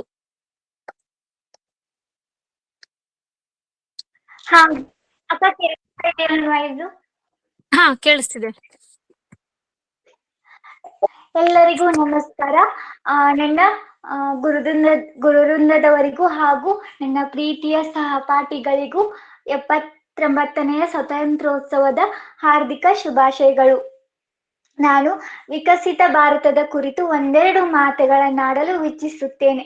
ನನ್ನ ಪ್ರೀತಿಯ ಸಹೋದರ ಸಹೋದರಿಯರೇ, ಇಂದು ನಮಗೆಲ್ಲ ತಿಳಿದಿರುವಂತೆ ನಮ್ಮ ಭಾರತವು ಪ್ರಮುಖ ಶಕ್ತಿಯಾಗಿ ಹೊರಹೊಮ್ಮುತ್ತಿದೆ. ವಿಕಸಿತ ಭಾರತ ಎಂಬುದು ಕೇವಲ ಒಂದು ಘೋಷಣೆ ಅಲ್ಲ, ಅದು ನಮ್ಮೆಲ್ಲರ ಸಾಮೂಹಿಕ ಕನಸು ಹಾಗೂ ಆಕಾಂಕ್ಷವಾಗಿದೆ. 2047ರ ವೇಳೆಗೆ ಭಾರತದ ಸ್ವಾತಂತ್ರ್ಯದ 100ನೇ ವರ್ಷವನ್ನು ಆಚರಿಸುವಾಗ ನಮ್ಮ ದೇಶವು ಅಭಿವೃದ್ಧಿ ಹೊಂದಿದ ರಾಷ್ಟ್ರಗಳ ಸಾಲಗಳಲ್ಲಿ ನಿಲ್ಲಬೇಕೆಂಬುವ ಇತರ ಮುಖ್ಯ ಉದ್ದೇಶವಾಗಿದೆ. ವಿಕಸಿತ ಭಾರತದ ಕಲ್ಪನೆಯು ಕೇವಲ ಆರ್ಥಿಕ ಪ್ರಗತಿಗೆ ಸೀಮಿತವಾಗಿಲ್ಲ. ಇದು ಶಿಕ್ಷಣ, ಆರೋಗ್ಯ, ತಂತ್ರಜ್ಞಾನ, ವಿಜ್ಞಾನ, ಮೂಲಸೌಕರ್ಯ, ಸಾಮಾಜಿಕ ಸಮಾನತೆಗಳಂತಹ ಎಲ್ಲಾ ಕ್ಷೇತ್ರಗಳಲ್ಲಿನ ಸಮಗ್ರ ಅಭಿವೃದ್ಧಿ ಆಗಿದೆ. ನಾವು ಬಡತನ, ಆರೋಗ್ಯ, ಅನಾರೋಗ್ಯ ಹಾಗೂ ಇವೆಲ್ಲ ಸಂಪೂರ್ಣವಾಗಿ ನಿರ್ಮಾಣ ಮಾಡಿ ಪ್ರತಿಯೊಬ್ಬ ನಾಗರಿಕರಿಗೂ ಉತ್ತಮ ಜೀವನವನ್ನು ಒದಗಿಸುವಲ್ಲಿ ಗುರಿಗಳನ್ನು ಹೊಂದಿದ್ದೇವೆ. ಇವೆಲ್ಲಾ ಕನಸುಗಳನ್ನು ನನಸಾಗಿಸಲು ನಾವೆಲ್ಲರೂ ಒಟ್ಟಾಗಿ ಕೈ ಜೋಡಿಸೋಣ ಎಂದು ಹೇಳುತ್ತಾ ನನ್ನ ಈ ಭಾಷಣವನ್ನು ಮುಗಿಸುತ್ತೇನೆ. ಧನ್ಯವಾದಗಳು. ಅವರಿದ್ರೆ ಮಾತಾಡ್ಬೇಕು. ಗುರು ಬ್ರಹ್ಮ ಗುರು ವಿಷ್ಣು ಗುರುದೇವ್ ಮಹೇಶ್ವರ ಗುರು ಸಾಕ್ಷಾತ್ ಪರಬ್ರಹ್ಮ ತಸ್ಮೈ ಶ್ರೀ ಗುರುವೇ ನಮಃ. ವೇದಿಕೆ ಮೇಲೆ ಆಸೀನರಾಗಿರ್ತಕ್ಕಂತ ಎಲ್ಲಾ ನನ್ನ ಗುರುವೃಂದಕ್ಕೂ ಹಾಗೂ ನನ್ನ ಸಹಪಾಠಿಗಳಿಗೂ 79ನೇ ಸ್ವಾತಂತ್ರ್ಯೋತ್ಸವದ ಹಾರ್ದಿಕ ಶುಭಾಶಯಗಳನ್ನು ತಿಳಿಸುತ್ತಾ, ನಮ್ಮ ಭಾರತವು ಸ್ವತಂತ್ರಗೊಂಡು 79ನೇ ವರ್ಷವಾದರೂ ಅಭಿವೃದ್ಧಿ ಹೊಂದುತ್ತಿರುವ ರಾಷ್ಟ್ರವಾಗಿಯೇ ಉಳಿದಿದೆ. ಆದ್ದರಿಂದ ನಮ್ಮ ಭಾರತವನ್ನು ವಿಕಸಿತ ಭಾರತದ ಕಡೆ ಕೊಂಡೊಯ್ಯಲು 2014 ಮತ್ತು 2014ರಿಂದ 2047ರವರೆಗಿನ ಭಾರತವನ್ನಾಗಿ ಗುರುತಿಸುವಲ್ಲಿ ಜಾರಿಯಾಗಿದೆ. ನಮ್ಮ ಭಾರತ ದೇಶದಲ್ಲಿ ಧರ್ಮ, ಸಂಸ್ಕೃತಿ, ಜಾತಿ ಮತ್ತು ಮೂಲಾಧಾರಗಳು ಎಂಬ ಸಂಸ್ಕೃತಿಯನ್ನು ಒಳಗೊಂಡಿದೆ. 1947ರವರೆಗೆ ಅಂದರೆ ಸ್ವತಂತ್ರವು 100 ವರ್ಷಗಳ ಅಭಿವೃದ್ಧಿಯನ್ನು ಹೊಂದಿದ್ದರೂ ಕೂಡ ಭಾರತದಲ್ಲಿ ಅಭಿವೃದ್ಧಿ ಹೊಂದುತ್ತಿರುವ ರಾಷ್ಟ್ರವಾಗಿ ಕಂಡು ಬರುತ್ತದೆ. ನಮ್ಮ ಭಾರತದಲ್ಲಿ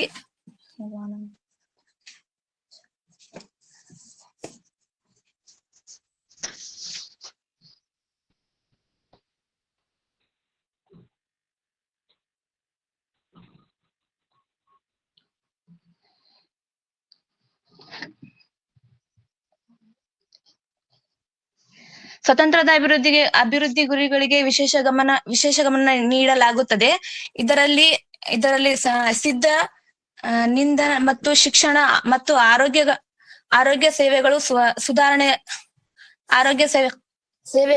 ಸುಧಾರಣೆಯಾಗಿವೆ. ಆರ್ಥಿಕ ವಲಯದಲ್ಲಿ ಭಾರತವು ಜಿಡಿಪಿಯನ್ನು ಹೆಚ್ಚಿಸುವ ಮತ್ತು ತಲಾ ಆದಾಯಗಳನ್ನು ದ್ವಿಗುಣಗೊಳಿಸುವಲ್ಲಿ ಗುರಿಯನ್ನು ಹೊಂದಿದೆ. ಇದರ ಮೂಲಕ ಬಡತನ ಮತ್ತು ನಿರುದ್ಯೋಗವನ್ನು ಹೋಗಲಾಡಿಸುವ ಪ್ರಯತ್ನವನ್ನು ಮಾಡುತ್ತೇವೆ. ಅಭಿವೃದ್ಧಿ ಹೊಂದಿದ ಭಾರತದಲ್ಲಿ ಹೊಸ ಉದ್ಯೋಗ ಅವಕಾಶಗಳ ಜೊತೆಗೆ ಆಧುನಿಕ ತಂತ್ರಜ್ಞಾನಗಳ ಬಳಕೆಯನ್ನು ಹೆಚ್ಚಿಸಲಾಗುತ್ತದೆ. ಗ್ರಾಮೀಣದಿಂದ ಮತ್ತು ನಗರಗಳವರೆಗಿನ ಎಲ್ಲಾ ಮೂಲಾಧಾರಗಳ ಸೌಕರ್ಯಗಳನ್ನು ಪ್ರತಿಯೊಂದು ನಾಗರಿಕನಿಗೂ ಒದಗಿಸಿಕೊಡುವುದಾಗಿ ಹೇಳಲಾಗುತ್ತದೆ. ಹೀಗಾಗಿ ನಮ್ಮ ಭಾರತವನ್ನು ಸಮೃದ್ಧಿ ಹಸಿರು ಮತ್ತು ಸಮತೋಲನ ರಾಷ್ಟ್ರವನ್ನಾಗಿ ಮಾಡುವುದು ಅಭಿವೃದ್ಧಿಗೊಳಿಸಲು ಹೊಂದಿರುವ ಭಾರತದ ಕನಸಾಗಿದೆ ಎಂದು ಹೇಳ್ತಾ ನನ್ನ ಈ ಪುಟ್ಟ ಭಾಷಣ ಮುಗಿಸುತ್ತೇನೆ. ಧನ್ಯವಾದಗಳು. ಶುಭ ಮಧ್ಯಾಹ್ನ. ತಮ್ಮೆಲ್ಲರಿಗೂ 79ನೆಯ ಸ್ವಾತಂತ್ರ್ಯ ದಿನಾಚರಣೆಯ ಶುಭಾಶಯಗಳು. ನನ್ನ ಹೆಸರು ಪ್ರವೀಣ್ ಜಾಧವ್. ನಾನಿವಾಗ ವಿಕಸಿತ ಭಾರತದ ಬಗ್ಗೆ ಮಾತಾಡುತ್ತೇನೆ. ವಿಕಸಿತ ಭಾರತವೆಂಬುದು ಭಾರತವನ್ನು 2047ರ ವೇಳೆಗೆ ರಾಷ್ಟ್ರವನ್ನಾಗಿ ಅಭಿವೃದ್ಧಿಗೊಳಿಸುವ ಸರ್ಕಾರದ ದೂರದೃಷ್ಟಿಯಾಗಿದೆ. ಇದು ಆರ್ಥಿಕ ಪ್ರಗತಿ ಮತ್ತೆ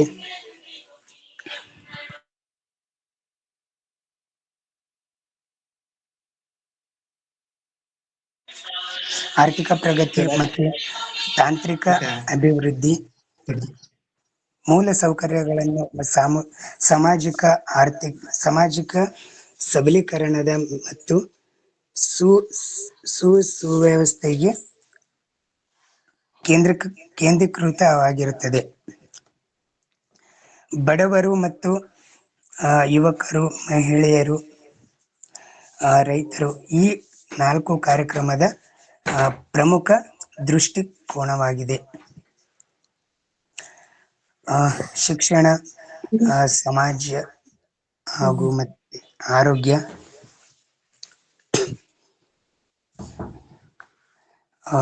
ಇಷ್ಟು ಹೇಳಿ ನನ್ನ ಪುಟ್ಟ ಭಾಷಣವನ್ನು ಮುಗಿಸುತ್ತೇನೆ. ನಿಮಗೆಲ್ಲರಿಗೂ ಧನ್ಯವಾದಗಳು. Thank you. ಧನ್ಯವಾದಗಳು ಪ್ರವೀಣ್. ಸುಕನ್ಯಾ ಅವರಿದ್ರೆ ಅನ್ಮ್ಯೂಟ್ ಮಾಡಿ ಮಾತಾಡಿ. ಮುಂದಿನ ತಯಾರಿ ವೀರೇಶ್ ಅವರು ಸಿದ್ಧತೆಯಲ್ಲಿರ್ಬೇಕು. ಮಾತಾಡಿ ಸುಕನ್ಯಾ. ಮೊದಲನೇದಾಗಿ ವೇದಿಕೆಯ ಮೇಲೆ ಆಸೀನರಾಗಿರುವ ಎಲ್ಲ ಪೂಜ್ಯ ಗುರುವೃಂದ ಹಾಗೂ ಈ ಸ್ಪರ್ಧೆಯ ತೀರ್ಪುಗಾರರಿಗೆ ಹಾಗೂ ನನ್ನೆಲ್ಲ ಸ್ನೇಹಿತರಿಗೆ 79ನೇ ಸ್ವಾತಂತ್ರ್ಯ ದಿನಾಚರಣೆಯ ಹಾರ್ದಿಕ ಶುಭಾಶಯಗಳು. ನಾನು ಇವತ್ತು ವಿಕಸಿತ ಭಾರತದ ಕುರಿತು ನಮ್ಮ ದೃಷ್ಟಿಕೋನ ಎಂಬ ವಿಷಯದ ಅಡಿ ನನ್ನ ಅನಿಸಿಕೆಗಳನ್ನ ಚರ್ಚಿಸಲಿದ್ದೇನೆ. ಮೊದಲನೇದಾಗಿ ಜನನೇ ಜನ್ಮಭೂಮಿಶ್ಚ ಸ್ವರ್ಗಾದಪಿ ಗರಿಯಸಿ ಅಂತ ಒಂದು ಮಾಂಡುಕ್ ಉಪನಿಷತ್ತಿನಲ್ಲಿ ಬಂದಿರೋ ಒಂದು ವಾಕ್ಯವನ್ನ ನಾವು ನೆನಪಿಸಿಕೊಳ್ಳಬೇಕಾಗುತ್ತದೆ. ಯಾಕಂದ್ರೆ ನಾವು ನಮ್ಮ ಒಂದು ದೇಶದಲ್ಲಿ ಜನಿಸಿರ್ತೀವಿ ಅಂದ್ಮೇಲೆ ಅದೇ ಒಂದು ದೇಶ ನಮಗೆ ಸ್ವರ್ಗಕ್ಕಿಂತ ಮಿಗಿಲಾಗಿರುತ್ತದೆ ಎಂಬ ಒಂದು ಮಾತು ತುಂಬಾ ಸ್ಮರಣೀಯವಾದದ್ದು. ನಾವು ಯಾವ ದೇಶದ ಒಂದು ಜನಿಸಿರ್ತೀವಿ ಅನ್ನೋದಕ್ಕಿಂತ ನಾನು ಭಾರತೀಯನಾಗಿ ಜನಿಸಿರುವುದು ಒಂದು ಹೆಮ್ಮೆಯ ವಿಷಯವಾಗಿದೆ. ಯಾಕಂದ್ರೆ ನಮ್ಮ ಭಾರತದ ಒಂದು ಇತಿಹಾಸವನ್ನ ಕುರಿತು ನಾವು ನೋಡಿದಾಗ 200 ವರ್ಷಗಳ ಕಾಲ ಬ್ರಿಟಿಷರ ಒಂದು ಅಧೀನದಲ್ಲಿ ಅವರ ಒಂದು ಆಡಳಿತದಲ್ಲಿ ನಾವು ಸೆರೆಯಲ್ಲಿದ್ದು ಹಲವಾರು ಸ್ವಾತಂತ್ರ್ಯ ಹೋರಾಟಗಾರರು ತಮ್ಮ ತನು ಮನ ಧನಗಳನ್ನ ತ್ಯಜಿಸಿ ನಮಗೆ ಸ್ವಾತಂತ್ರ್ಯವನ್ನ ದೊರಕಿಸಿಕೊಟ್ಟರು. ಹಾಗಾಗಿ ಅಂದಿನಿಂದ 1947 ಆಗಸ್ಟ್ 15ರಂದು ನಾವು ಸ್ವಾತಂತ್ರ್ಯವನ್ನ ಪಡೆದ ನಂತರ ಅಂದಿನಿಂದ ಇಂದಿನವರು ಅಂದ್ರೆ ಇವತ್ತಿಗೆ 79 ವರ್ಷಗಳ ಕಾಲ ಗತಿಸಿದವು. ಈ ಒಂದು ಕಾಲಮಾನದಲ್ಲಿ ನಾವೆಷ್ಟು ಅಭಿವೃದ್ಧಿ ಹೊಂದಿದ್ದೇವೆ ಎಂಬುದನ್ನ ನಾವು ನೆನೆಸಿಕೊಂಡಾಗ ನಾವು ಅಭಿವೃದ್ಧಿಯನ್ನ ಹೊಂದುತ್ತಾ ಬಂದಿದ್ದೇವೆ. ಹಾಗೆ ಇನ್ನೂ ಕೂಡ ಮುಂದೆ ನಾವು ಇನ್ನೂ ಹೆಚ್ಚಿನ ಒಂದು ಅಭಿವೃದ್ಧಿ ಹೊಂದಲು ಹಲವಾರು ಅವಕಾಶಗಳಿವೆ ನಮಗೆ. ಮೊದಲನಾಗಿ ವಿಕಸಿತ ಭಾರತ ಅಂತಂದ್ರೆ ಒಂದು ಪರಿಪೂರ್ಣವಾಗಿ ವಿಕಾಸ ಹೊಂದಿದಂತಹ ಮತ್ತು ಅಭಿವೃದ್ಧಿಶೀಲ ರಾಷ್ಟ್ರ ಎಂಬ ಒಂದು ಹೆಗ್ಗಳಿಕೆಗೆ ಭಾರತ ಒಂದು ಹೆಗ್ಗಳಿಕೆಯನ್ನ ಪಡೆದುಕೊಳ್ಳುವ ದೃಢ ಸಂಕಲ್ಪವೇ ವಿಕಸಿತ ಭಾರತವಾಗಿದೆ. 2047ರ ಹೊತ್ತಿಗೆ ಭಾರತವು ಅಭಿವೃದ್ಧಿಶೀಲ ರಾಷ್ಟ್ರವಾಗಿ ಹೊರಹೊಮ್ಮಬೇಕೆಂಬುದೇ ನಮ್ಮ ಗುರಿಯಾಗಿರೋದ್ರಿಂದ ಈ ವಿಕಸಿತ ಭಾರತ ಒಂದು 2047ರ ಹೊತ್ತಿಗೆ ನಾವು ಅದನ್ನ ಈಡೇರಿಸಬೇಕು ಅನ್ನೋದು ಒಂದು ಘೋಷಣೆ ಅಲ್ಲ, ಇದೊಂದು ದೃಢ ಸಂಕಲ್ಪವಾಗಿತ್ತು. ಆದ್ರೆ ಇದು ಅಷ್ಟೊಂದು ಸುಲಭ ಅಂತೂ ಅಲ್ಲ, ಹಾಗಂತ ಅಸಾಧ್ಯ ಅಂತನೂ ಅಲ್ಲ. ನಾವು ಇದನ್ನ ಭಾರತ ದೇಶವನ್ನ ಅಭಿವೃದ್ಧಿಶೀಲ ರಾಷ್ಟ್ರವನ್ನಾಗಿ ಕಾಣಬೇಕಾದ್ರೆ ಇದನ್ನ ಬಹು ಆಯಾಮಗಳಿಂದ ಪ್ರಗತಿಯನ್ನು ಹೊಂದಿದಲ್ಲಿ ಮಾತ್ರ ಒಂದು ಅಭಿವೃದ್ಧಿಶೀಲ ರಾಷ್ಟ್ರವಾಗಬಹುದು. ಕೇವಲ ಒಂದೇ ಒಂದು ಕ್ಷೇತ್ರದಲ್ಲಿ ಅಭಿವೃದ್ಧಿ ಹೊಂದಿದ ನಂತರ ಅಭಿವೃದ್ಧಿಶೀಲವಾಗಲು ಸಾಧ್ಯವಿಲ್ಲ. ಹಲವಾರು ಒಂದು ದೃಷ್ಟಿಕೋನಗಳಿಂದ ನಾವು ನೋಡಿದಾಗ ಎಲ್ಲಾ ಕ್ಷೇತ್ರಗಳಲ್ಲೇ ಪ್ರಗತಿಯನ್ನು ಹೊಂದಬೇಕು. ಹಾಗಂತ ಈಗ ಭಾರತವೇನು ಹಿಂದುಳಿದ ಒಂದು ರಾಷ್ಟ್ರವಂತೂ ಅಲ್ಲ. ಈಗ ಹಲವಾರು ಇನ್ನೂ ಅವಕಾಶಗಳಿವೆ. ನಾವು ಇನ್ನೂ ಭಾರತವನ್ನ ಅಭಿವೃದ್ಧಿಶೀಲ ರಾಷ್ಟ್ರವಾಗಿ ಕೊಂಡೊಯ್ಯಬಹುದು. ಮೊದಲನೇದಾಗಿ ಆರ್ಥಿಕ ಪ್ರಗತಿ. ಒಂದು ದೇಶವನ್ನ ನಾವು ಹೇಗೆ ಅಭಿವೃದ್ಧಿಶೀಲ ಹೊಂದಿದೆ ಎಂಬುದನ್ನ ಕಂಡುಹಿಡಿಯಲು ಆರ್ಥಿಕ ಪ್ರಗತಿ ಒಂದು ತುಂಬಾ ಮುಖ್ಯವಾದದ್ದು. ಆರ್ಥಿಕ ಪ್ರಗತಿಗೆ ಭಾರತವು ವಿಶ್ವದ ಬೆಳವಣಿಗೆ ಹಂತದಲ್ಲಿ ನೆಲೆಸಿದ್ರೂ ಕೂಡ ಇನ್ನೂ ಹೆಚ್ಚಿನ ಒಂದು ಅವಕಾಶಗಳಿವೆ. ನಮ್ಮ ದೇಶ ಉತ್ಪಾದನೆ ಮತ್ತು ವ್ಯಾಪಾರ ಉದ್ಯೋಗದಲ್ಲಿ ಮುನ್ನಡೆಯನ್ನ ಸಾಧಿಸಬೇಕಾಗುತ್ತದೆ. ಪ್ರತಿ ವ್ಯಕ್ತಿಯ ಆದಾಯವನ್ನ ಹೆಚ್ಚಿಸಬೇಕು. ಈಗಿರುವಂತಹ ಆರ್ಥಿಕ ಅಸಮಾನತೆಯನ್ನ ನಾವು ಕಡಿಮೆಗೊಳಿಸಬೇಕು. ಇದರ ಮೂಲಕ ಆರ್ಥಿಕ ಪ್ರಗತಿಯನ್ನ ನಾವು ಸಾಧಿಸಬಹುದಾಗಿದೆ.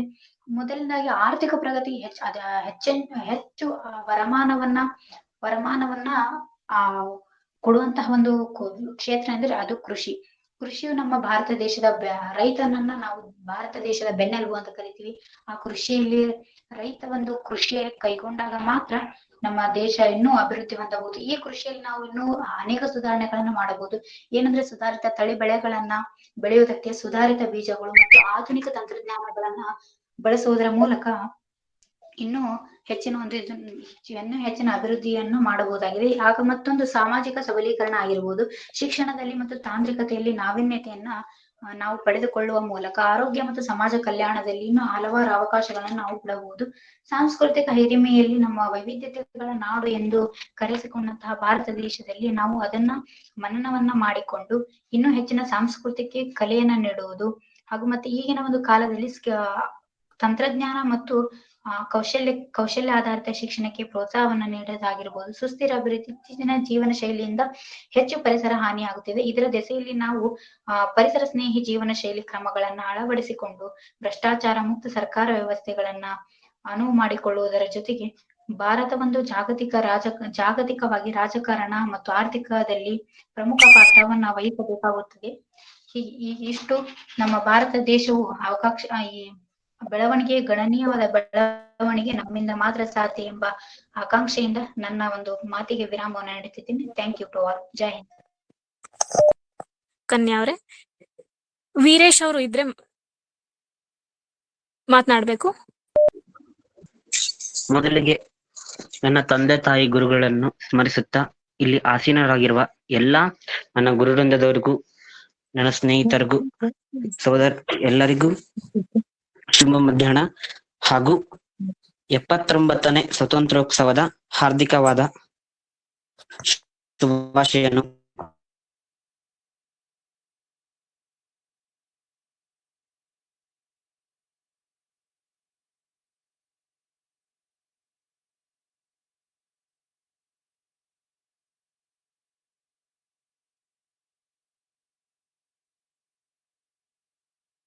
ಮಾತಾಡ್ಬೇಕಂತ ಅನ್ನೋದಾದ್ರೆ, ವಿಕಸಿತ ಭಾರತ, ನಾವು ಭಾರತವನ್ನು ಅಭಿವೃದ್ಧಿಯಲ್ಲಿ ಹೆಚ್ಚಾಗಬೇಕು. ಸ್ಥಳದ ಎಲ್ಲರೂ ಅಂದ್ರೆ ಎಲ್ರು ವ್ಯಕ್ತಿಗಳೆಲ್ಲರೂ ಶ್ರೀಮಂತರಾದ್ರೆ ರಾಷ್ಟ್ರ ಶ್ರೀಮಂತವಾಗುತ್ತೆ. ಇದ್ರ ತರ ಶ್ರೀಮಂತ ಆಗೋದ್ರಿಂದ ಆರೋಗ್ಯ ಸವಲತ್ತುಗಳು ಕೈಗೆಟುಕುತ್ತವೆ. ಮತ್ತೆ ನಂತರ ಶಿಕ್ಷಣ, ಕೌಶಲ್ಯಾಧಾರಿತ ಶಿಕ್ಷಣ ದೊರಿಬೇಕು. ಈಗ ಕೈಗಾರಿಕೆಗಳ ಅಭಿವೃದ್ಧಿ, ಇನ್ನು ಹಲವಾರು ರೀತಿಯಲ್ಲಿ ಅಭಿವೃದ್ಧಿ ಹೊಂದಬೇಕು. ಮುಖ್ಯವಾಗಿ ಭ್ರಷ್ಟಾಚಾರ, ರಾಜಕೀಯ ಮತ್ತೆ ಜಾತ್ಯತೀತ ರಾಷ್ಟ್ರ ಅಂತ ಹೇಳ್ತೀವಿ ಅಷ್ಟೇ, ಇನ್ನ ಆಗಿಲ್ಲ ಅದು. ಇವೆಲ್ಲ ಆಗಿದ್ರೆ ಮಾತ್ರ ಅದು ನಮ್ಮ ಭಾರತ ವಿಕಸಿತ ಭಾರತ ಆಗೋದಕ್ಕೆ ಸಾಧ್ಯ. ಯಾಕಂದ್ರೆ ಇನ್ನು ಗ್ರಾಮೀಣ ಪ್ರದೇಶದಲ್ಲಿ ಜಾತಿ ಅನ್ನೋದು ಇನ್ನು ರಾರಾಜಿಸ್ತಿದೆ. ಇದೆಲ್ಲ ಕಡಿಮೆ ಆಗೋದ್ರಿಂದನೇ ಮತ್ತೆ ಮಹಿಳಾ ಸಮಾನತೆ ಕಾಪಾಡಿಕೊಳ್ಬೇಕು. ಮಹಿಳೆಯರನ್ನ ಎಲ್ಲದರಲ್ಲೂ ಭಾಗವಹಿಸುವಂತೆ ನೋಡ್ಕೊಳ್ಬೇಕು. ನಂತರ ಶಿಕ್ಷಣ ಸಮಾಜದ ಕಡೆಯ ವ್ಯಕ್ತಿವರೆಗೂ ಸಿಗಬೇಕು. ಉತ್ತಮವಾದ ಶಿಕ್ಷಣ ಸಿಗಬೇಕು. ಇದು ಆ ರೀತಿ ಶಿಕ್ಷಣ ಸಿಗೋದ್ರಿಂದ ಎಲ್ಲ ಸಾಕ್ಷರತಾ ದರ ಹೆಚ್ಚುತ್ತದೆ. ಹಾಗೂ ನಮಗೆ ಏನು ಬೇಕು ಅನ್ನೋದನ್ನ ಪಡ್ಕೊಳ್ಳೋದ್ರಲ್ಲಿ ಎಲ್ಲರೂ ಮುಂದೆ ಬರ್ತಾರೆ. ಮತ್ತ ನಮ್ಮ ದೇಶಕ್ಕೆ ಏನ್ ಕೊಡಬೇಕು ಅನ್ನೋದರ ಬಗ್ಗೆನೂ ಯೋಚನೆ ಮಾಡ್ತಾರೆ ಶಿಕ್ಷಣ ಈ ತರ ಸಿಗೋದ್ರಿಂದ.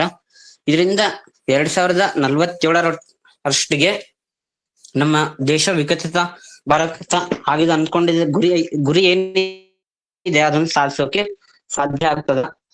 30 ಟ್ರಿಲಿಯನ್ ಎಕಾನಮಿ ಆಗ್ಬೇಕು. ಈಗಾಗಲೇ 7, 8, 6 ಈ ತರ ಆಸುಪಾಸಿನಲ್ಲಿ ನಡೀತಿದೆ. ಈ ತರ OCS ಅಂದ್ರೆ ಆರ್ಗನೈಸೇಷನ್ ಎಕನಾಮಿಕ್ ಕೋಆಪರೇಟಿವ್ ಡೆವಲಪ್ಮೆಂಟ್ ವರದಿ ಪ್ರಕಾರ ಹೇಳೋದಾದ್ರೆ, ಇನ್ನು ಮುಂದಕ್ಕೆ GDP ಇನ್ನು ಗ್ರೋತ್ ರೇಟ್ ಕಮ್ಮಿ ಆಗ್ತಿದೆ ಅಂತಾನೆ ಬರ್ತಿದೆ ಹೊರತು ಹೆಚ್ಚಾಗ್ತಿದೆ ಅಂತ ಬರ್ತಿದ್ದಿಲ್ಲ. ಇದರಲ್ಲೆಲ್ಲ ಸುಧಾರಣೆ ಆಗದೆ ನಮ್ಮ ಭಾರತ ವಿಕಸಿತ ಭಾರತ ಕನಸು ನಿಜವಾಗಕ್ಕೆ ಸಾಧ್ಯ ಇಲ್ಲ. ಇದೆಲ್ಲ ಆಗೋದ್ರಿಂದ ನಮ್ಮ ದೇಶ ವಿಕಸಿತ ಭಾರತ ಆಗುತ್ತೆ ಅಂತ ನನ್ನ ಅಭಿಪ್ರಾಯವನ್ನು ತಿಳಿಸುತ್ತಾ ನನ್ನ 2 ಮಾತುಗಳಿಗೆ ವಿರಾಮ ನೀಡುತ್ತೇನೆ. ಧನ್ಯವಾದಗಳು. ಧನ್ಯವಾದಗಳು ವೀರೇಶ್ ಅವರೇ. ವಿದ್ಯಾ ಅವ್ರ ನನ್ನ ಹೆಸರು ಯಲ್ಲಪ್ಪ ಅಂತ ಹೇಳಿ, ನಾನು ಸೆಕೆಂಡ್ BA ಓದ್ತಾ ಇದ್ದೀನಿ. ನಾನು ಭಾರತದ ದೃಷ್ಟಿಕೋನದ ಬಗ್ಗೆ ಒಂದೆರಡು ಅನಿಸಿಕೆ ಹೇಳ್ತೀನಿ. ಮೊದಲಿಗೆ ಪರಿಸರವನ್ನು ಸ್ವಚ್ಛವಾಗಿ ಇಡಬೇಕು. ಆ ಕಾರಣದಿಂದ ಅದನ್ನು ಪರಿಸರವನ್ನು ಉಳಿಸುವಕ್ಕೆ ಹೋಗ್ಬೇಕು. ಮತ್ತು ಶಿಕ್ಷಣವನ್ನು ಈಗ ಒಂದಿಷ್ಟು ಅಂದ್ರೆ ಒಂದಿಷ್ಟು ಜನ ಶಿಕ್ಷಣ ಇದು ಮಾಡ್ತಾ ಇಲ್ಲ. ಮನೆಯಲ್ಲಿ ಶಿಕ್ಷಣ ಓದಕ್ಕೆ ಇಷ್ಟ ಇಲ್ಲ ಅಂತ ಮನೆಯಲ್ಲಿ ಕುಂದಿರೋದು, ಹಂಗೆ ಹಿಂಗೆ ಮಾಡ್ತಾರೆ. ಅವ್ರಿಗೆಲ್ಲ ನಾವು ವಿಷಯಗಳನ್ನು ಮುಟ್ಟಿಸಿ ಅವ್ರಿಗೆ ಶಿಕ್ಷಣದ ಬಗ್ಗೆ ಒತ್ತನ್ನು ಕೊಟ್ಟು ಇದನ್ನ ಇದು ಮಾಡಬೇಕು. ಹಾಗೆ ಈಗ ಹಲವಾರು ಸುದ್ದಿಗಳನ್ನು ಕೇಳುತ್ತಿದ್ದೇವೆ, ಮಹಿಳೆಯರು ಹಿಂಗಾದ್ರು ಹಿಂಗಿಲ್ಲ ಅಂತಂದು. ಅವನ್ನೆಲ್ಲ ಈಗ ತಡೆಗಟ್ಟಬೇಕು ನಾವು. ಇಷ್ಟ ಹೇಳಿ ನನ್ನ 2 ಮಾತುಗಳನ್ನು ಮುಗಿಸುತ್ತೀನಿ. ಜೈ ಹಿಂದ್.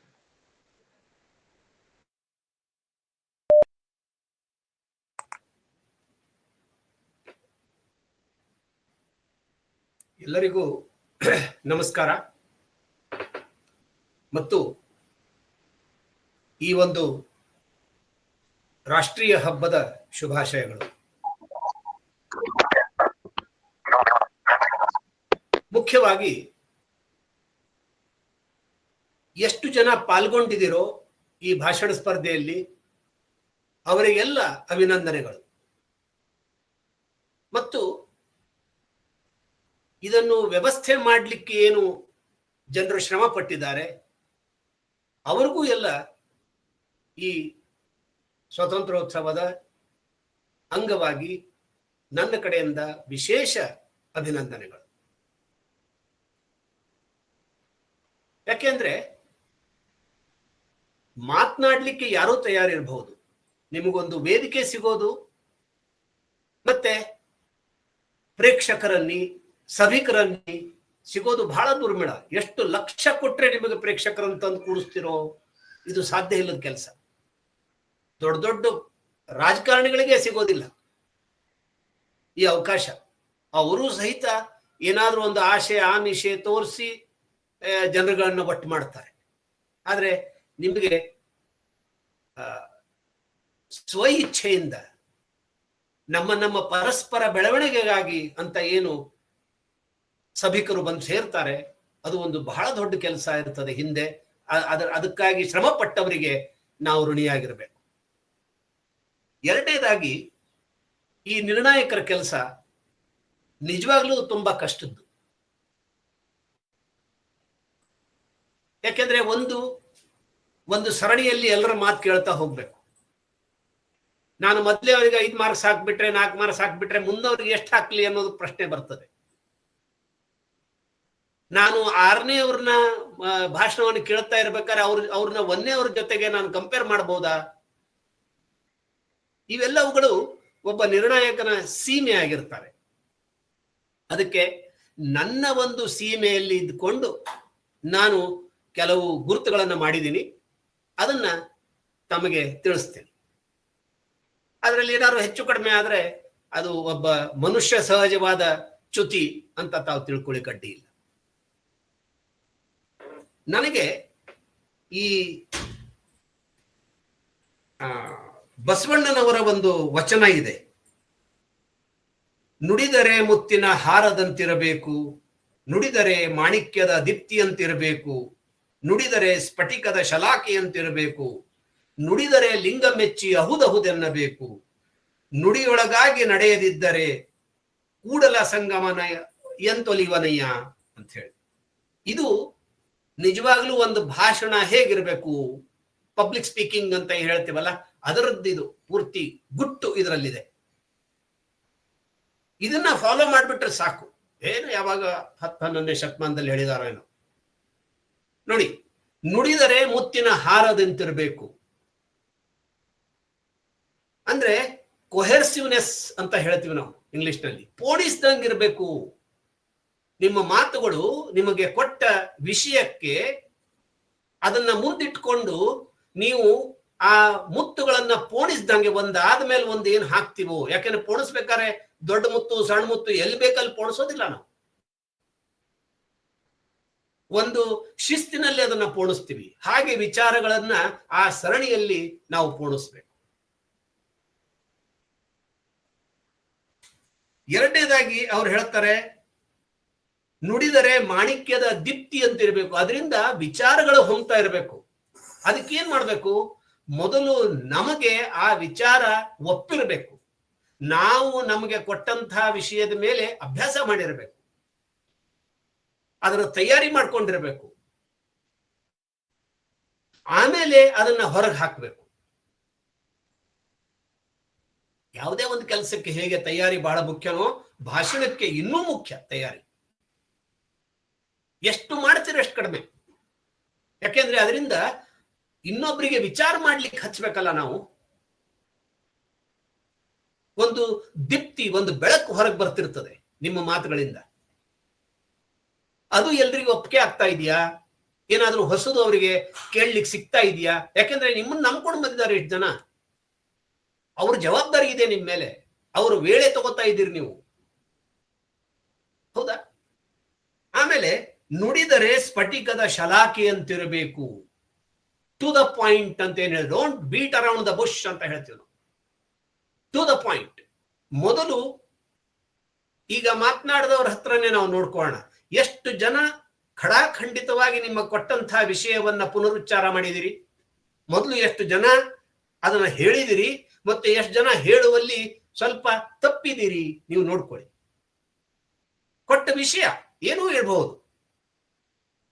ನಿಮ್ಮ ಕೊಟ್ಟ ವಿಷಯವನ್ನ ನೀವು ಸರಿಯಾಗಿ ಅರ್ಥ ಮಾಡ್ಕೊಂಡಿದ್ರೆ ಆಮೇಲೆ ನೀವು ನಿಮ್ಮ ಭಾಷಣವನ್ನ ಆ ನಿಟ್ಟಿನಲ್ಲಿ ಕೊಂಡೊಯ್ಯಬಹುದು. ನೇರವಾಗಿ ಅಲ್ಲೇ ಹೋಗ್ಬೇಕು, ಎಲ್ಲೂ ಆ ಕಡೆ ಈ ಕಡೆ ಆಗ್ಬಾರ್ದು, ಹೌದಾ? ಸ್ಫಟಿಕದ ಶಲಾಕೆ ಮೊನಚಾಗಿರ್ಬೇಕದು.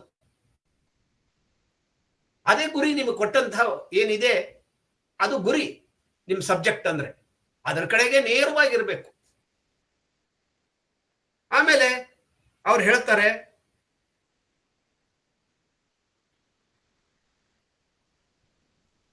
ನುಡಿದರೆ ಲಿಂಗ ಮೆಚ್ಚಿ ಅಹುದೆಹುದನ್ನಬೇಕು. ಇದು ಬಹಳ ಇಂಪಾರ್ಟೆಂಟ್. ಕನ್ವಿನ್ಸಿಂಗ್ ಇರಬೇಕು. ನನಗೇನೋ ವಿಚಾರ ಬರ್ತದೆ, ನನಗೇನು ಏನೋ ಒಂದು ಎಕ್ಸಾಂಪಲ್ ತಗೊಳ್ಳಿ. ನಾನು ಒಂದು ಈ ರಿಸರ್ವೇಶನ್ ಅಂತ ಇದೆ ಅನ್ಕೊಳ್ಳಿ, ಒಂದು ಸಬ್ಜೆಕ್ಟ್ ನನಗೇನೋ ಅಂತದೆ, ಹಿಂಗ ಅನಿಸ್ತದೆ ಅಂತ ಹೇಳಿ ನಾನು ಅದನ್ನ ಯಾವ ರೀತಿಯಿಂದ ನನ್ನ ಅಂಶವನ್ನು ಮುಂದಿಡಬೇಕು, ನನ್ನ ವಿಚಾರವನ್ನ ಮಂಡಿಸ್ಬೇಕು ಅನ್ನೋದು ಬಹಳ ಮುಖ್ಯ. It should be convincing. ನನ್ನ ವಿಚಾರ ಹೇಳ್ಬಿಟ್ರೆ ಅಷ್ಟೇ ಅಲ್ಲ, ಇನ್ನೊಬ್ರಿಗೆ ಕನ್ವಿನ್ಸ್ ಆಗ್ಬೇಕಲ್ಲ. ಅದು ಲಿಂಗ ಮೆಚ್ಚಿ ಅಹುದೆನ್ನಬೇಕು. ಇನ್ನೊಬ್ರಿಗೆ ತಲೆದೂಗ್ಬೇಕು ಅವ್ರು, ಹೌದಪ್ಪ ಈ ತರ್ಕ ಸರಿ ಇದೆ, ನನ್ನ ತರ್ಕಕ್ಕೆ ಒಪ್ಪಿಸ್ಬೇಕಲ್ಲ. ಎಲ್ಲರದು ತಮ್ಮ ತಮ್ಮ ತರ್ಕ ಇರ್ತದೆ. ಅದಕ್ಕೆ ಲಿಂಗ ಮೆಚ್ಚಿ ಅಹುದೆನ್ನಬೇಕು ಅನ್ನುವ ಕಡೆ ನೀವು ಸಾಕ್ತಾ ಇರಬೇಕು, ನಿಮ್ಮ ಮಾತು ಸಾಕ್ತಾ ಇರಬೇಕು. ಆಮೇಲೆ ನುಡಿಯೊಳಗಾಡದಿರಿ ಅಂತಂದ್ರೆ ನಾವು ನುಡ್ದಂಗೆ ನಾವು ಬದುಕಿ. There is always a word called effectiveness. ಪರಿಣಾಮಕಾರಿ ಆಗಬೇಕು ನಿಮ್ಮ ಭಾಷಣ ಅಂತಂದ್ರೆ ನೀವು ಅದನ್ನ ಜೀವಿಸಿರ್ಬೇಕು. ಬರೀ ಮೇಲ್ಮೈ ಮಾತುಗಳನ್ನ ಆಡಿದ್ರೆ ಅವು ಹೋಗಿ ಹೃದಯ ತಟ್ಟೋದಿಲ್ಲ. ನಿಮ್ಮ ವಿಚಾರಗಳು, ನಿಮ್ಮ ಆಚಾರಗಳು ಒಂದೇ ನಿಟ್ಟಿನಲ್ಲಿದ್ರೆ ಮಾತ್ರ ತಟ್ತವೆ. ಚಿಕಾಗೋದ ಭಾಷಣದಲ್ಲಿ ಸ್ವಾಮಿ ವಿವೇಕಾನಂದರು ಅಮೆರಿಕದ ನನ್ನ ಅಣ್ಣ ತಮ್ಮಂದಿರೇ, ಅಕ್ಕ ತಂಗಿಯರೇ, brothers and sisters of America ಅಂದಾಗ ಎಷ್ಟು ಹೊತ್ತು ಚಪ್ಪಾಳೆ ಹೊಡೆದ್ರು ಅಂತ ನಾವೆಲ್ಲ ಕೇಳ್ತಾ ಇರ್ತೀವಿ. ಆದ್ರೆ ಅವ್ರೇನ್ ಅದನ್ನ ಮೊದಲು ಆಡ್ದವ್ರಲ್ಲ, ಅವ್ರು ಮೊದಲು ಭಾಷಣಗಾರ ಇರಲಿಲ್ಲ. ಸುಮಾರು 13ನೇವ್ರು ಇದ್ರು. ಅವ್ರಿಗಿಂತ ಮುಂಚೆ ಅಷ್ಟು ಜನ ಎಲ್ಲ ಮಾತಾಡದಲ್ಲಿ ಬಹಳಷ್ಟು ಜನ ಇದನ್ನು ಆಲ್ರೆಡಿ ಒಂದಿಲ್ಲ ಒಂದು ದೃಷ್ಟಿಯಿಂದ ಹೇಳಿದ್ರು. ನಾವೆಲ್ಲರೂ ಅಣ್ಣ ತಮ್ಮಂದಿರು, ನಾವೆಲ್ಲರೂ ಅಕ್ಕ ತಂಗಿರು ಅನ್ನೋದು ಆಡಿದ್ರು. ಆದ್ರೆ ಇವ್ರ ಮಾತಿಗೆ ಮಾತ್ರ ಯಾಕೆ ಅಷ್ಟೊಂದು ಚಪ್ಪಾಳೆ ತಟ್ಟಲ್ಪಡ್ತು ಅಂತಂದ್ರೆ ಅವರೇ ಅದನ್ನ ಮುಂದೆ ಹೇಳ್ತಾರೆ. ನನಗೆ ಬುದ್ಧಿ ತಿಳಿದಾಗಿನಿಂದ ನಾನು ಭೇಟಿಯಾದ ಪ್ರತಿಯೊಬ್ಬ ಮನುಷ್ಯನನ್ನ ನನ್ನ ಅಣ್ಣ ತಮ್ಮ ಅಥವಾ ಅಕ್ಕ ತಂಗಿಯಲ್ಲದೆ ಬೇರೆ ದೃಷ್ಟಿಯಿಂದ ನೋಡಿಲ್ಲ. ಈ ಹಿನ್ನೆಲೆ, ಈ ಚಾರಿತ್ರ್ಯ ಅವರ ಮಾತಿನ ಹಿಂದೆ ಇತ್ತು ಅನ್ನೋದಕ್ಕೆ ಅದು ಹೋಗಿ ಅಷ್ಟು ನೆರೆದ, ಅಂದ್ರೆ ಸುಮ್ನೆ ಈ ನಾನು ಹೇಳಿದ್ನಲ್ಲ, ದುಡ್ಡಿನ ಆಸೆಗೆ ಬಂದು ಸೇರಿದವರಾಗಿರ್ಲಿಲ್ಲ. ಅವರು 5-6 ಸಾವಿರ ಜನ ಏನ್ ನೆರೆದಿದ್ರು ಅಲ್ಲಿ, ದೇ ವೇರ್ ಆಲ್ ಇನ್ವೈಟೀಸ್. ವಿಚಾರವಂತರು ಬಂದು ಸೇರಿದ್ರು. ಅವರ ಹೃದಯಕ್ಕೆ ಹೋಗಿ ತಟ್ಟಲ್ಲ ಅದು. ಯಾಕೆಂದ್ರೆ ಅವರು ನುಡಿದಂತೆ ನಡೀತಿದ್ರು ಜೀವನದಲ್ಲಿ. ಸೊ ಇದು ಒಂದು ಭಾಷಣದ ಬಹಳ ಮುಖ್ಯವಾದ ಅಂಗ. ನನಗ್ ಕನ್ವಿನ್ಸ್ ಆಗಿದೆಯಾ, ನಾನು ಆ ರೀತಿಯಿಂದ ನಡ್ಕೋತಾ ಇದ್ದೀನ, ನನ್ನ ಆಚರಣೆ ಇಲ್ಲ ಅದನ್ನು ತಂದಿದ್ದೀನ, ಅವಾಗ ಆ ಮಾತಿನ ಹಿಂದೆ ಆಚರಣೆ ನಿಲ್ತದೆ. ಮತ್ತು ಪ್ರಿಪರೇಷನ್ ಅಂತ ಏನ್ ಹೇಳ್ತೀವಲ್ಲ, ವೆರಿ ಇಂಪಾರ್ಟೆಂಟ್ ಥಿಂಗ್. ನೀವೆಲ್ಲ ಪಾರ್ಟಿಸಿಪೆಂಟ್ಸ್ ಒಂದ್ಸರಿ ನೋಡ್ಕೊಂಡು ಯೋಚನೆ ಮಾಡಿ ನೋಡಿ, ನೀವು ಈ ಭಾಷಣಕ್ಕೆ ಎಷ್ಟು ಹೊತ್ತು, ಎಷ್ಟು ಸಾರಿ ಇದನ್ನ ರಿಪೀಟ್ ಮಾಡಿದಿರಿ ಅಂತ. ಅವರು ಕೊಟ್ಟ ಟೈಮ್ ಮೊದಲೇ ನಿರ್ಧಾರ ಆಗಿತ್ತು, ವಿಷಯ ಮೊದಲೇ ನಿರ್ಧಾರ ಮಾಡಿಕೊಟ್ಟಿದ್ರು. ನೀವು ಅದನ್ನ ಎಷ್ಟು ಸುಲಲಿತವಾಗಿ ಮಾತಾಡ್ಲಿಕ್ಕೆ ಪ್ರಯತ್ನ ಮಾಡಿ, ಎಷ್ಟು ಸರಿ ಅದನ್ನ ರಿಪೀಟ್ ಮಾಡಿದಿರಿ, ರಿಹರ್ಸ್ ಮಾಡಿದಿರಿ, ಅದನ್ನ ಅಭ್ಯಾಸ ಮಾಡಿದಿರಿ. ಯಾವುದೋ ಒಬ್ಬ ಓಟಗಾರ ಹೇಳ್ತಾನೆ, ನಾನು 9.64 ಅಂತ ಜಗತ್ತ ಒಂದು ರೆಕಾರ್ಡ್ ಮಾಡೋ ಹಾಗೆ ಓಡದೆ, ಇವತ್ತು ಗ್ರೌಂಡ್ ಅಲ್ಲಿ ಓಡಿದೀನಿ, ನನ್ನ ಮನಸ್ಸಿನಲ್ಲಿ ನಾನು ಈ ಸ್ಪರ್ಧೆಯನ್ನ ಎಷ್ಟೋ ಸರಿ ಓಡಿದೀನಿ ಅಂತ. ನಾವು ಹಗಲು ರಾತ್ರಿ ನಾನು ಕನಸು ಕಾಣೋದು ಅದೇ ಆಗಿತ್ತು, ಈ 9.6 ಒಳಗಡೆನೆ ಓಡ್ಬೇಕು ನಾನು ಅಂತ. ದಿನ ಹಗಲು ರಾತ್ರಿ ನಾನು ನನ್ನ ಮನಸ್ಸಿನಲ್ಲಿ ಓಡ್ತಾನೆ ಇದ್ದೀನಿ ರೇಸನ್ನ.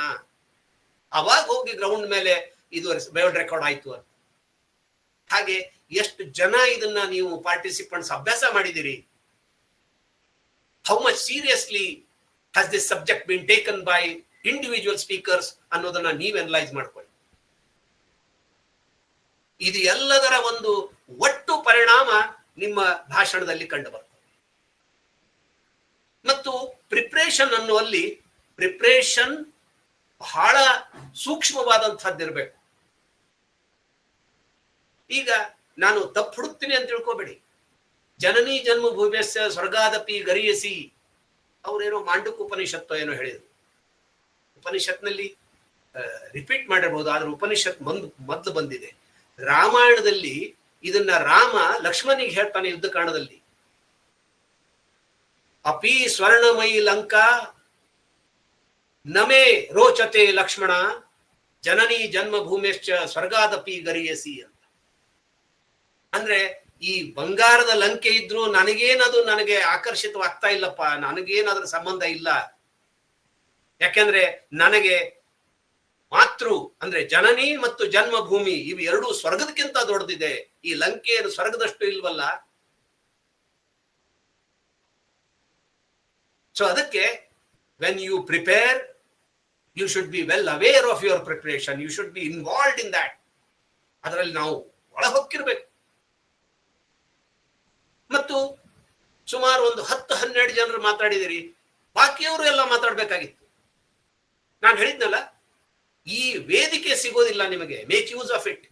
ನನಗೆ ಅನಿಸ್ತದೆ ನೀವೆಲ್ಲರೂ ಅಷ್ಟೇ ಕ್ಷಮತೆ ಉಳ್ಳವರು ಇದ್ದೀರಿ ಮತ್ತು ಸಮಯಾವಕಾಶ ಸಮಯ ಅಭಾವದಿಂದ ನೀವು ಇದನ್ನ ಇಷ್ಟಕ್ಕೆ ಸೀಮಿತಗೊಳಿಸಿದಿರಿ. ಮುಂದಿನ ಸಾರಿ ಯಾರು ಮಾತಾಡಿಲ್ಲ ಅವರಿಗೆ ಮೊದಲು ಅವಕಾಶ ಸಿಗ್ಲಿ. ಎಲ್ಲರೂ ಪಾರ್ಟಿಸಿಪೇಟ್ ಮಾಡೋ ಹಾಗೆ ಒಂದು ಅವಕಾಶ ಮಾಡಿಕೊಡಿ. ಮತ್ತೆ ನಿಮಗೆ ಏನು ಒಂದು ಟೈಮ್ ಕೊಟ್ಟಿರ್ತಾರಲ್ಲ, ದಟ್ ಈಸ್ ವೆರಿ ಇಂಪಾರ್ಟೆಂಟ್. 5 ನಿಮಿಷ ಕೊಟ್ಟು ನಿಮಗೆ ಫೈನಲ್ ಅಂತ ಕೊಟ್ಟಿದ್ದಾರೆ. ನೀವು ಅದನ್ನು 5 ನಿಮಿಷದವರೆಗೂ 4.9 ಅಂತೀವಲ್ಲ ನಾವು, ಅಲ್ಲಿವರೆಗೂ ಒಯ್ದಿ. 4 ನಿಮಿಷ 55 ಸೆಕೆಂಡ್ ವರೆಗೂ ಒಯ್ಯಿರಿ. ಹಾಗೆ ಪ್ರಾಕ್ಟೀಸ್ ಮಾಡಿ. ಅಲ್ಲಿವರೆಗೂ ಹಿಗ್ರಿ ನೀವು. 4 ನಿಮಿಷಕ್ಕೆ ಸೀಟಿ ಹೊಡಿತಾರೆ ಅಂದ್ರೆ ಅಲ್ಲೇ ಥಟಕ್ಕಂತ ನಿಂತು ಬಿಡಬೇಡಿ. ನೀವು ಅದನ್ನ 1 ನಿಮಿಷ ಕ್ರೋಢೀಕರಿಸ್ಲಿಕ್ಕೆ ತಗೊಳ್ಳಿ. ನೀವೇನ್ ಮಾತಾಡಿದ್ರೋ ಅದನ್ನ ಸಮ್ಮಪ್ ಮಾಡಿ. ಮತ್ತು ಯಾವಾಗ್ಲೂ ಮಾತನಾಡ್ಬೇಕಾದ್ರೆ ನಾವು ಪ್ರಾಬ್ಲಮ್ಗಳನ್ನ ಹೇಳ್ತೀವಿ, ನಿಜ. ಇವತ್ತೊಂದು ಸಬ್ಜೆಕ್ಟ್ ಅಲ್ಲಿ ನಮ್ಮ ಭಾರತದ ಒಂದು ಹೇಗಿರ್ಬೇಕು ವಿಕಸಿತ ಅನ್ನೋ ಕಡೆ ದೃಷ್ಟಿಕೋನ ಏನಿಲ್ಲ, ಇದನ್ನ ಡೆಫಿನೆಟ್ಲಿ ಹೇಳ್ತೀವಿ. ಅದರ ಪರಿಹಾರ ಹೇಳಿ.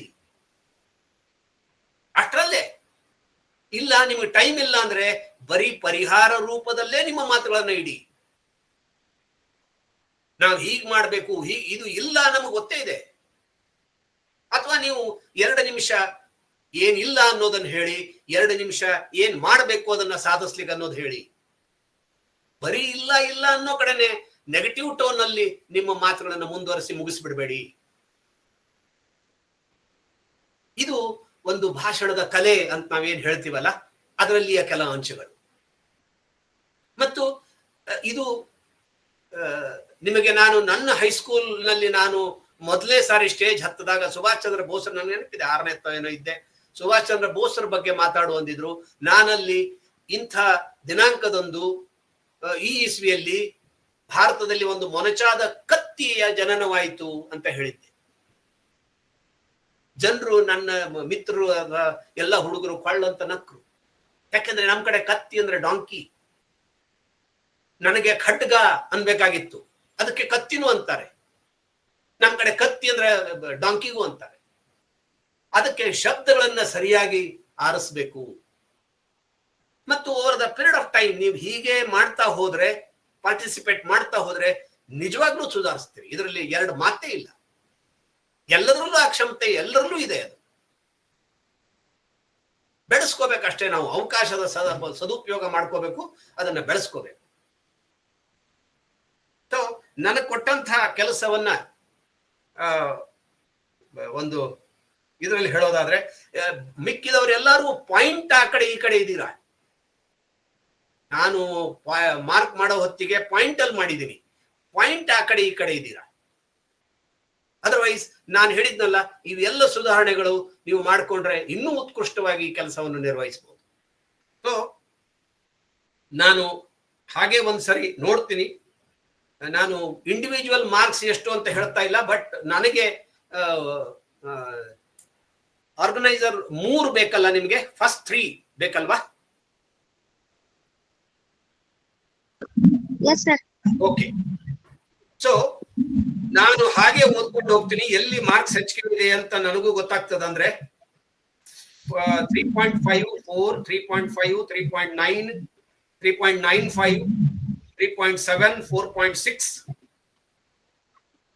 4.6 ಯಾರು ತಗೊಂಡಿಲ್ಲ ಅನ್ಸುತ್ತೆ. ಪಂಚಾಕ್ಷರಿ ಇವರಿಗೆ ನಾನು 4.6 ಕೊಟ್ಟಿದ್ದೀನಿ. ಆಮೇಲೆ 4.3, 3.9,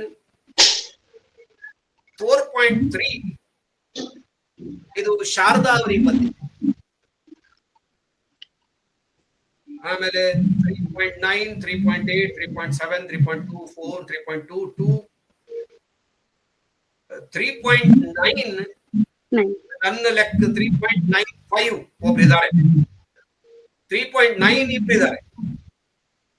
ಸೊ 3.95 ತಗೊಂಡವರು ಮೊಹಮ್ಮದ್ ಇಕ್ರಾ, 3.9 ಅಲ್ಲಿ ಜ್ಯೋತಿ ಮತ್ತೆ ಮಹಾವೀರ್ ಇವರಿಬ್ಬರಿದ್ದಾರೆ. ಸೊ ನಾವ್ it is left to you the organizers ಯಾವ ರೀತಿಯಿಂದ. otherwise don't go by this marks. This is a definitely there must be some human error. ನಾನು ನಿಮಗೆ ನಾನು ಸೀಮೆ ಹೇಳಿದ್ದೀನಿ. ಆದ್ರೆ ನೀವೆಲ್ಲರೂ ಇನ್ನೊಂದು ಸಾರಿ ಬರ್ಬೇಕಾದ್ರೆ ಎಲ್ಲ ಅಂಶಗಳನ್ನ ಮುಖ್ಯವಾಗಿ ಪ್ರಾಕ್ಟೀಸ್ ಪ್ರಿಪರೇಷನ್ ನೀವೊಬ್ಬರೇ ವಾಚ್ ಹಚ್ಕೊಂಡು ಮಾಡಿ. 5 ನಿಮಿಷ ಕೊಟ್ಟಿದ್ದಾರೋ 4 ನಿಮಿಷ 55 ಸೆಕೆಂಡ್ ವರೆಗೂ ಮಾತಾಡೋಕ್ ಪ್ರಯತ್ನ ಮಾಡಿ. 4:15 ಆಮೇಲೆ ಕ್ರೋಢೀಕರಿಸೋದು ಹೇಗೆ ನೋಡ್ಕೊಳ್ಳಿ. ನಿಮ್ಮ ಸ್ಟಾರ್ಟಿಂಗ್ ಏನೊಂದು ಇರ್ತದೆ ಮಾತು, ಮತ್ತು ಯಾವ ಮಾತಿನಿಂದ ಕೊನೆಗೊಳಿಸ್ತೀರಿ ಅದು ಒಂದು ಲಾಸ್ಟಿಂಗ್ ಇಂಪ್ರೆಷನ್ ಕೊಡ್ತದೆ. ನೀವು ಭಾಷಣ ಶುರು ಮಾಡಿದಾಗ ಏನೊಂದು ಮಾತನ್ನ ಆಡ್ತಿರೋ ಅದು ಮನಸ್ಸಲ್ಲಿ ಉಳಿದು ಬಿಡ್ತದೆ. ಕೊನೆಗೆ ಮುಗಿಸೋ ಹೊತ್ತಿಗೆ ಯಾವ ಒಂದು ಟಿವಿಯಿಂದ ಯಾವ ಒಂದು ವಾಕ್ಯದಿಂದ ಕೊನೆಗೊಳಿಸ್ತೀರಿ ಅದು ಪ್ರಭಾವ ಬೀರ್ಬಿಡ್ತದೆ. ಅದಕ್ಕೆ ಈ ಎರಡು ತುದಿಗಳನ್ನ ನಾವು ಬಹಳ ಗಟ್ಟಿ ಮಾಡ್ಕೋತೀವಿ. ಇದು ನನಗೆ ತೋರಿದ ಮಾತುಗಳನ್ನ ತಿಳಿಸ್ಕೊಂಡಿದ್ದೀನಿ ಮತ್ತು ನೀವು ನನಗೆ ಈ ಕೆಲಸ ಕೊಟ್ಟು ನಾನು ಯೋಗ್ಯ ಇದ್ದೀನಿ ಅಂತ ಈ ಅವಕಾಶ ಕೊಟ್ಟಿದ್ದೀನಿ. ಇದಕ್ಕೆ ಮತ್ತೊಂದ್ಸಾರಿ ಎಲ್ಲ ವ್ಯವಸ್ಥಾಪಕರಿಗೆ ಧನ್ಯವಾದಗಳನ್ನು ತಿಳಿಸ್ತಾ ನನ್ನ ಕೆಲಸ ಎಷ್ಟು ಸಾಧ್ಯವಾದಷ್ಟು ಪ್ರಾಮಾಣಿಕತೆಯಿಂದ ಮಾಡಿದ್ದೀನಿ. Thank you.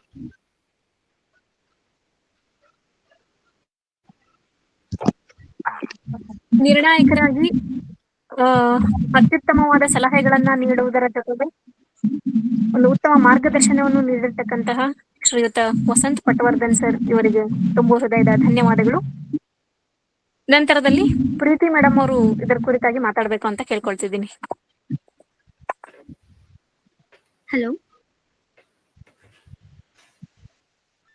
ಹಾ ಕೇಳಿಸ್ತಿದೆ, ಮಾತಾಡಿ. ಎಸ್ ಮ್ಯಾಮ್, ಕೇಳಿಸ್ತಾ ಇದೆ. ಓಕೆ. ಓ ಭರತ ಮಾತೆ, ನಿನಗೆ ನನ್ನ ವಂದನೆ. ದೇಶ ಉಳಿಸಿ ಮೆರೆದ ಹೋದ ನನಗೆ ವಂದನೆ, ಅಭಿನಂದನೆ. ಮೊದಲನೇದಾಗಿ ಕಾರ್ಯಕ್ರಮದಲ್ಲಿ ಉಪಸ್ಥಿತರಿರುವ ಹಿರಿಯರಾದ ಪಟವರ್ಧನ್ ಸರ್ಗೂ ಹಾಗೂ ಇನ್ನುಳಿದ ಶಿಕ್ಷಕ ವೃಂದಕ್ಕೂ ನಾನು ನಮಸ್ಕರಿಸುತ್ತಾ ಸರ್ವರಿಗೂ 79ನೇ ಸ್ವಾತಂತ್ರ್ಯ ದಿನಾಚರಣೆಯ ಶುಭಾಶಯಗಳು. ಫಸ್ಟ್ಲಿ ಸರ್ಗೆ ಅಚ್ಯುತ್ ಸರ್ಗೆ ಥ್ಯಾಂಕ್ಸ್ ಹೇಳ್ತೀನಿ. ಯಾಕಂದ್ರೆ ಸರ್ ಸ್ವಾತಂತ್ರ್ಯ ದಿನಾಚರಣೆ ಪ್ರಯುಕ್ತ ಹೀಗೆ ನಾವು 2 ಸ್ಪರ್ಧೆಗಳನ್ನ ಏರ್ಪಡಿಸೋಣ, ಹೀಗೆ ಮಾಡೋಣ ಅಂತ ಹೇಳಿದಾಗ ಸರ್ ಒಪ್ಕೊಂಡ್ರು.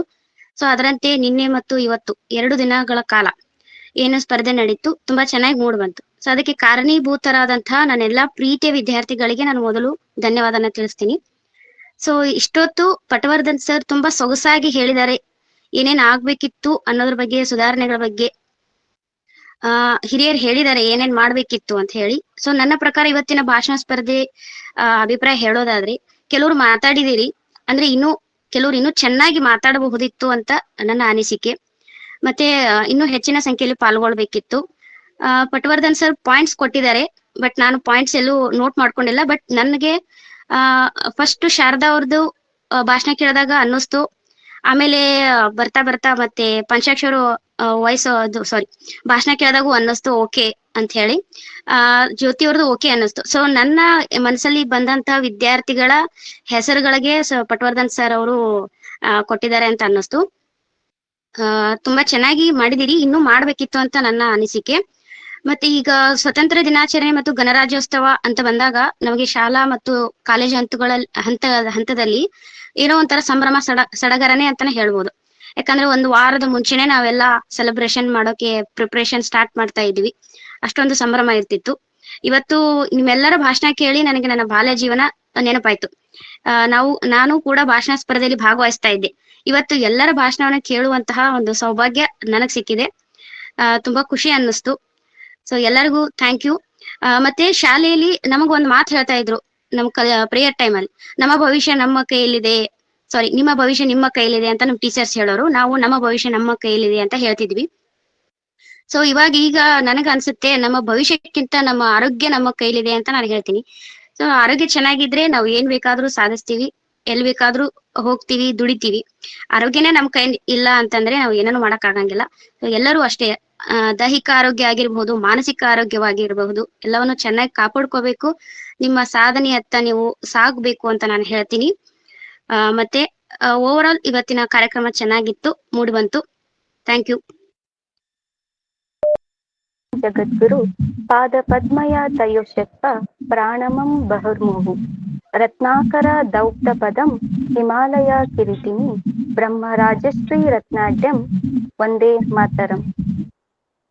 ಈ ಕಾರ್ಯಕ್ರಮದಲ್ಲಿ ಉಪಸ್ಥಿತರಿರುವ ಪಟವರ್ಧನ್ ಸರ್ ಮತ್ತು ಅಚ್ಯುತೆ ಸರ್, ಪ್ರೀತಿ ಮ್ಯಾಮ್ ಮತ್ತು ನನ್ನ ಕನಸಿನ ಭಾರತ ವಿಕಸಿತ ಭಾರತದ ರೂವಾರಿಗಳು ಇವರೆಲ್ಲರಿಗೂ 79ನೇ ಸ್ವತಂತ್ರ ದಿನಾಚರಣೆಯ ಶುಭಾಶಯಗಳು. ಪ್ಲೀಸ್ ಎಲ್ಲ ಮ್ಯೂಟ್ ಆಗಿ, ಬಹಳ ಡಿಸ್ಟರ್ಬ್ ಆಗ್ತಿದೆ.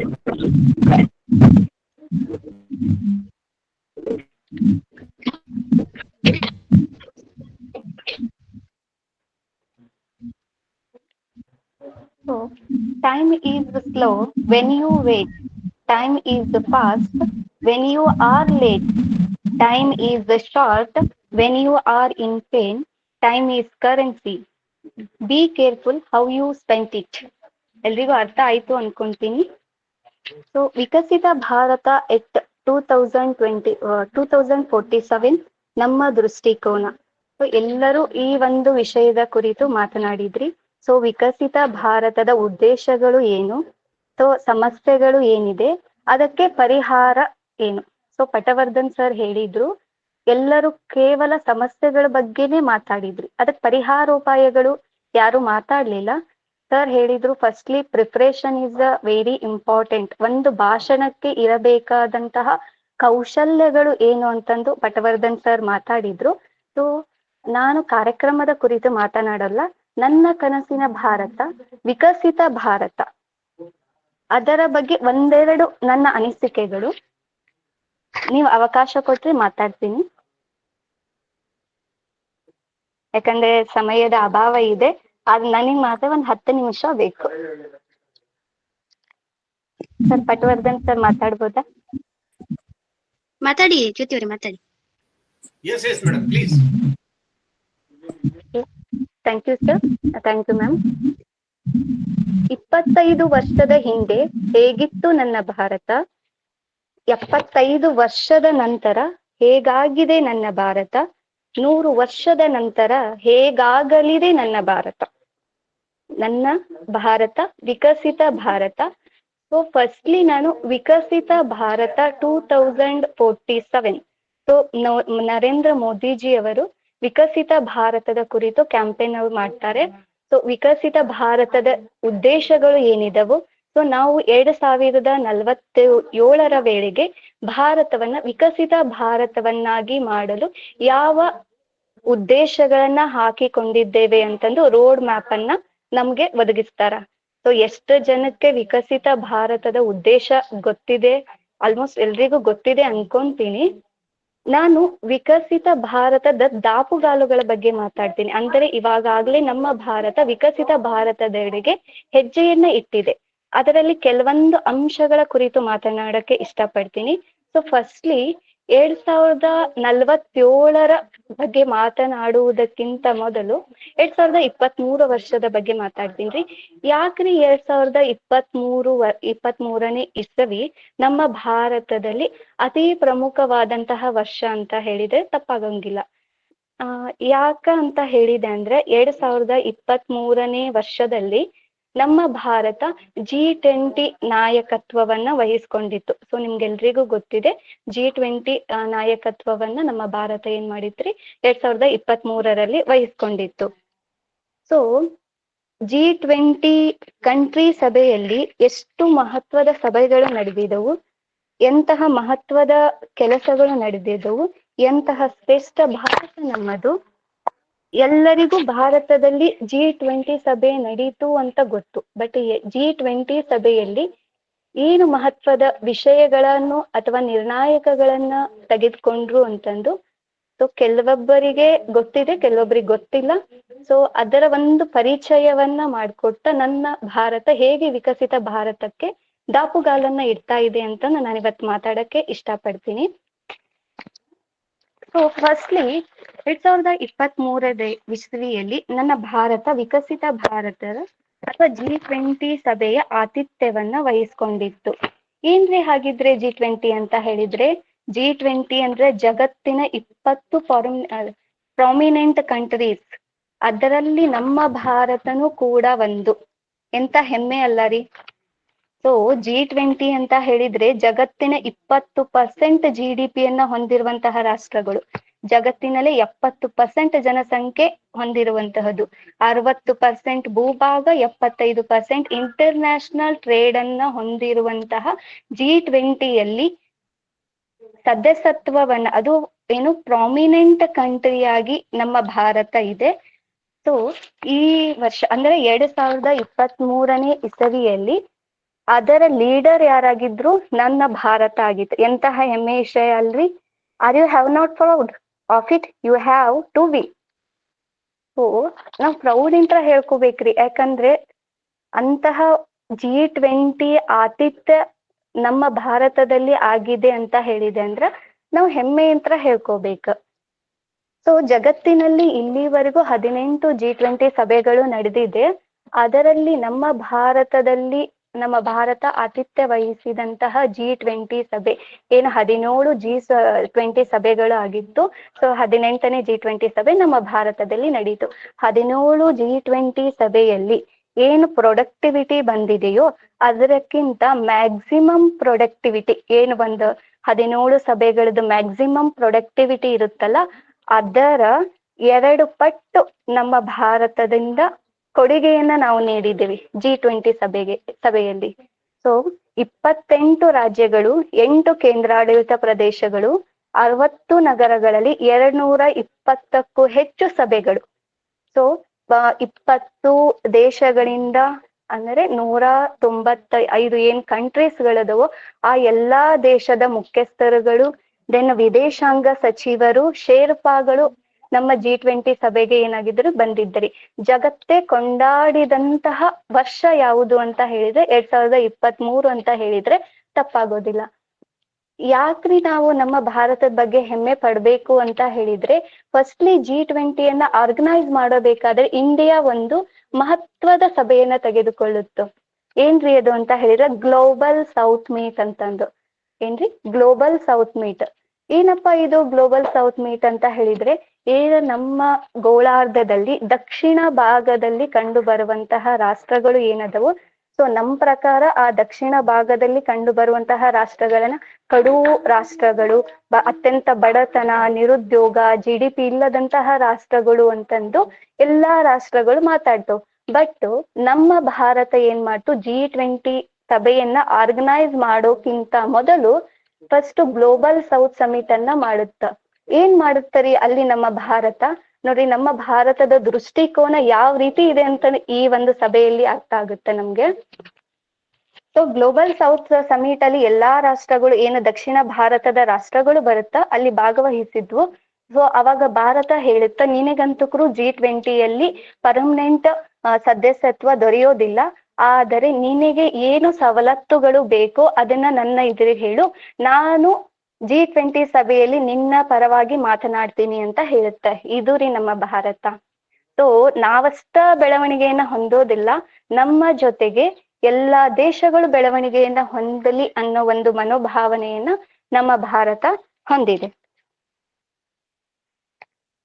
ನೆಕ್ಸ್ಟ್ ಇನ್ನೊಂದು ವಿಕಸಿತ ಭಾರತದ ದಾಪುಗಾಲಲ್ಲಿ ಎರಡನೇ ಒಂದು ಪ್ರಮುಖ ಅಂಶ ಅಂತ ಹೇಳಿದ್ರ ಕರೋನಾ. ಸೊ ನಿಮ್ಗೆಲ್ರಿಗೂ ಗೊತ್ತಿದೆ, ಕರೋನಾ ಎಂಬ ಒಂದು ಜಗತ್ತಿನ ಮಹಾಮಾರಿ ಅಂತ ಹೇಳಿದ್ರೆ ತಪ್ಪಾಗೋದಿಲ್ಲ.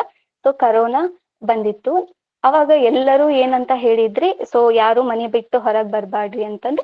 ಸೊ ಲಾಕ್ಡೌನ್ ಎಲ್ಲ ಆಗಿತ್ತು. ಇಂತಹ ಸಂದರ್ಭದಲ್ಲಿ ಯಾಕ್ರಿ ಆಗಿತ್ತು? ಸೊ ಅಲ್ಲಿ ಯಾವುದೇ ರೀತಿಯ ಔಷಧಿಗಳನ್ನ ಇನ್ನೂ ಏನು ಕಂಡು ಹಿಡಿದಿದ್ದಿಲ್ಲ. ಇಂತಹ ಕರೋನಾ ಮಹಾಮಾರಿಗೆ ಔಷಧಿಯನ್ನ ಕೊಟ್ಟಂತಹ ದೇಶ ಯಾವ್ದ್ರಿ? ನಮ್ಮ ಭಾರತ. ಅದು 5ನೆಯ ದೇಶ ನಮ್ದು. ಸರಿ, 5 ಅಲ್ಲ, 4ನೆಯ ದೇಶ. ಸೊ ಫಸ್ಟ್ಲಿ ಅಮೇರಿಕಾ ಕೊಡುತ್ತೆ. ಅಮೇರಿಕಾ ಆಬ್ವಿಯಸ್ಲಿ ನಮ್ಗೆಲ್ಲರಿಗೂ ಗೊತ್ತಿದೆ ಅತ್ಯಂತ ಮುಂದುವರಿದ ರಾಷ್ಟ್ರ. ಸೊ ಸೈನ್ಸ್ ಅಲ್ಲಿ ಇರ್ಬೋದು, ಟೆಕ್ನಾಲಜಿ ಇರ್ಬೋದು, ಅಲ್ಲಿರುವಂತಹ ಎಲ್ಲಾ ಸೌಲಭ್ಯಗಳನ್ನ ಪರಿಗಣಿಸಿದೆ ಅಂತ ಹೇಳಿದ್ರ America is a developing country. ಅದು ವ್ಯಾಕ್ಸಿನ್ ಅನ್ನ ಕಂಡು ಹಿಡಿಯೋದ್ರಲ್ಲಿ ಯಾವುದೇ ಒಂದು ಇದು ಇಲ್ಲ. ನೆಕ್ಸ್ಟ್ ಇಂಗ್ಲೆಂಡ್ ಮತ್ತೆ ಚೀನಾ. ನೆಕ್ಸ್ಟ್ ಭಾರತ ರೀ. ಸೊ ಭಾರತ ಕೇವಲ 1 ಅಲ್ಲ 4 ವ್ಯಾಕ್ಸಿನ್ ಅನ್ನ ಜಗತ್ತಿಗೆ ಪರಿಚಯ ಮಾಡುತ್ತರಿ. ಸೊ ಅಮೇರಿಕಾ, ನಾವೆಲ್ಲ ಮಾತಾಡ್ತೀವಿ ಅಮೇರಿಕಾ ಅಂತ ಹೇಳಿದ್ರೆ ಜಗತ್ತಿನ ದೊಡ್ಡಣ್ಣ ಅಂತಂದು. ಬಟ್ ಆ ಟೈಮಲ್ಲಿ ಅಮೇರಿಕಾ ಏನ್ ಹೇಳುತ್ತಾ ಗೊತ್ತ್ರಿ? ಫಸ್ಟ್ಲಿ ನಾನೇನ್ ಪ್ರೊಡ್ಯೂಸ್ ಮಾಡಿದ್ದೀನಲ್ಲ ಅದನ್ನ ನನ್ನ ದೇಶದವರಿಗೆ ನಾನು ಬಳಸ್ಕೊಂಡು ನಾನ್ ಏನ್ ಪ್ರೊಡ್ಯೂಸ್ ಮಾಡಿರ್ತೀನಲ್ಲ ಅದಕ್ಕಿಂತ 2 ಪಟ್ಟು ಬೆಲೆಯಲ್ಲಿ ನಿಮಗೆ ಮಾರಾಟವನ್ನ ಮಾಡ್ತೀನಿ, ಯಾರಿಗ್ ಸಾಧ್ಯ ಆಗುತ್ತಾ ತಗೊಳ್ರಿ ಅಂತಂದ್ರು. ಸೊ ನಮ್ಮ ದೇಶದ ದೃಷ್ಟಿಕೋನ ನೋಡ್ರಿ, ಅಮೇರಿಕಾದ ದೃಷ್ಟಿಕೋನ ನೋಡ್ರಿ. ಸೊ ನಮ್ಮ ದೇಶದ ಹೆಮ್ಮೆಯ ಪ್ರಧಾನಮಂತ್ರಿ ನರೇಂದ್ರ ಮೋದಿಜಿ ಅವರು ಹೇಳ್ತಾರ, ನಮ್ಮ ದೇಶಕ್ಕೆ ಎಷ್ಟು ಬೇಕೋ ಅದಕ್ಕಿಂತ ಹೆಚ್ಚುವರಿಯಾಗಿ ನಾನು ಪ್ರೊಡಕ್ಷನ್ ಮಾಡಿದ್ದೀನಿ, ಮತ್ತೆ ನಾನು ಯಾವ ಕಾಸ್ಟಿಗೆ ಪ್ರಾಡಕ್ಟ್ ಅನ್ನ ತಯಾರಿಸಿದ್ದೇನೆ ಆ ಬೆಲೆಯಲ್ಲಿ ನೀವು ತಗೊಂಡು ಹೋಗಬಹುದು ಅಂತಂದ ಹೇಳ್ತಾರ. ಇದು ವಿಕಸಿತ ಭಾರತದ ಕಡೆಗೆ ದಾಪುಗಾಲನ್ನ ಹಾಕ್ತಾ ಇದೆ ಅಂತಂದು ಹೇಳ್ಬಹುದು. ನೆಕ್ಸ್ಟ್ಲಿ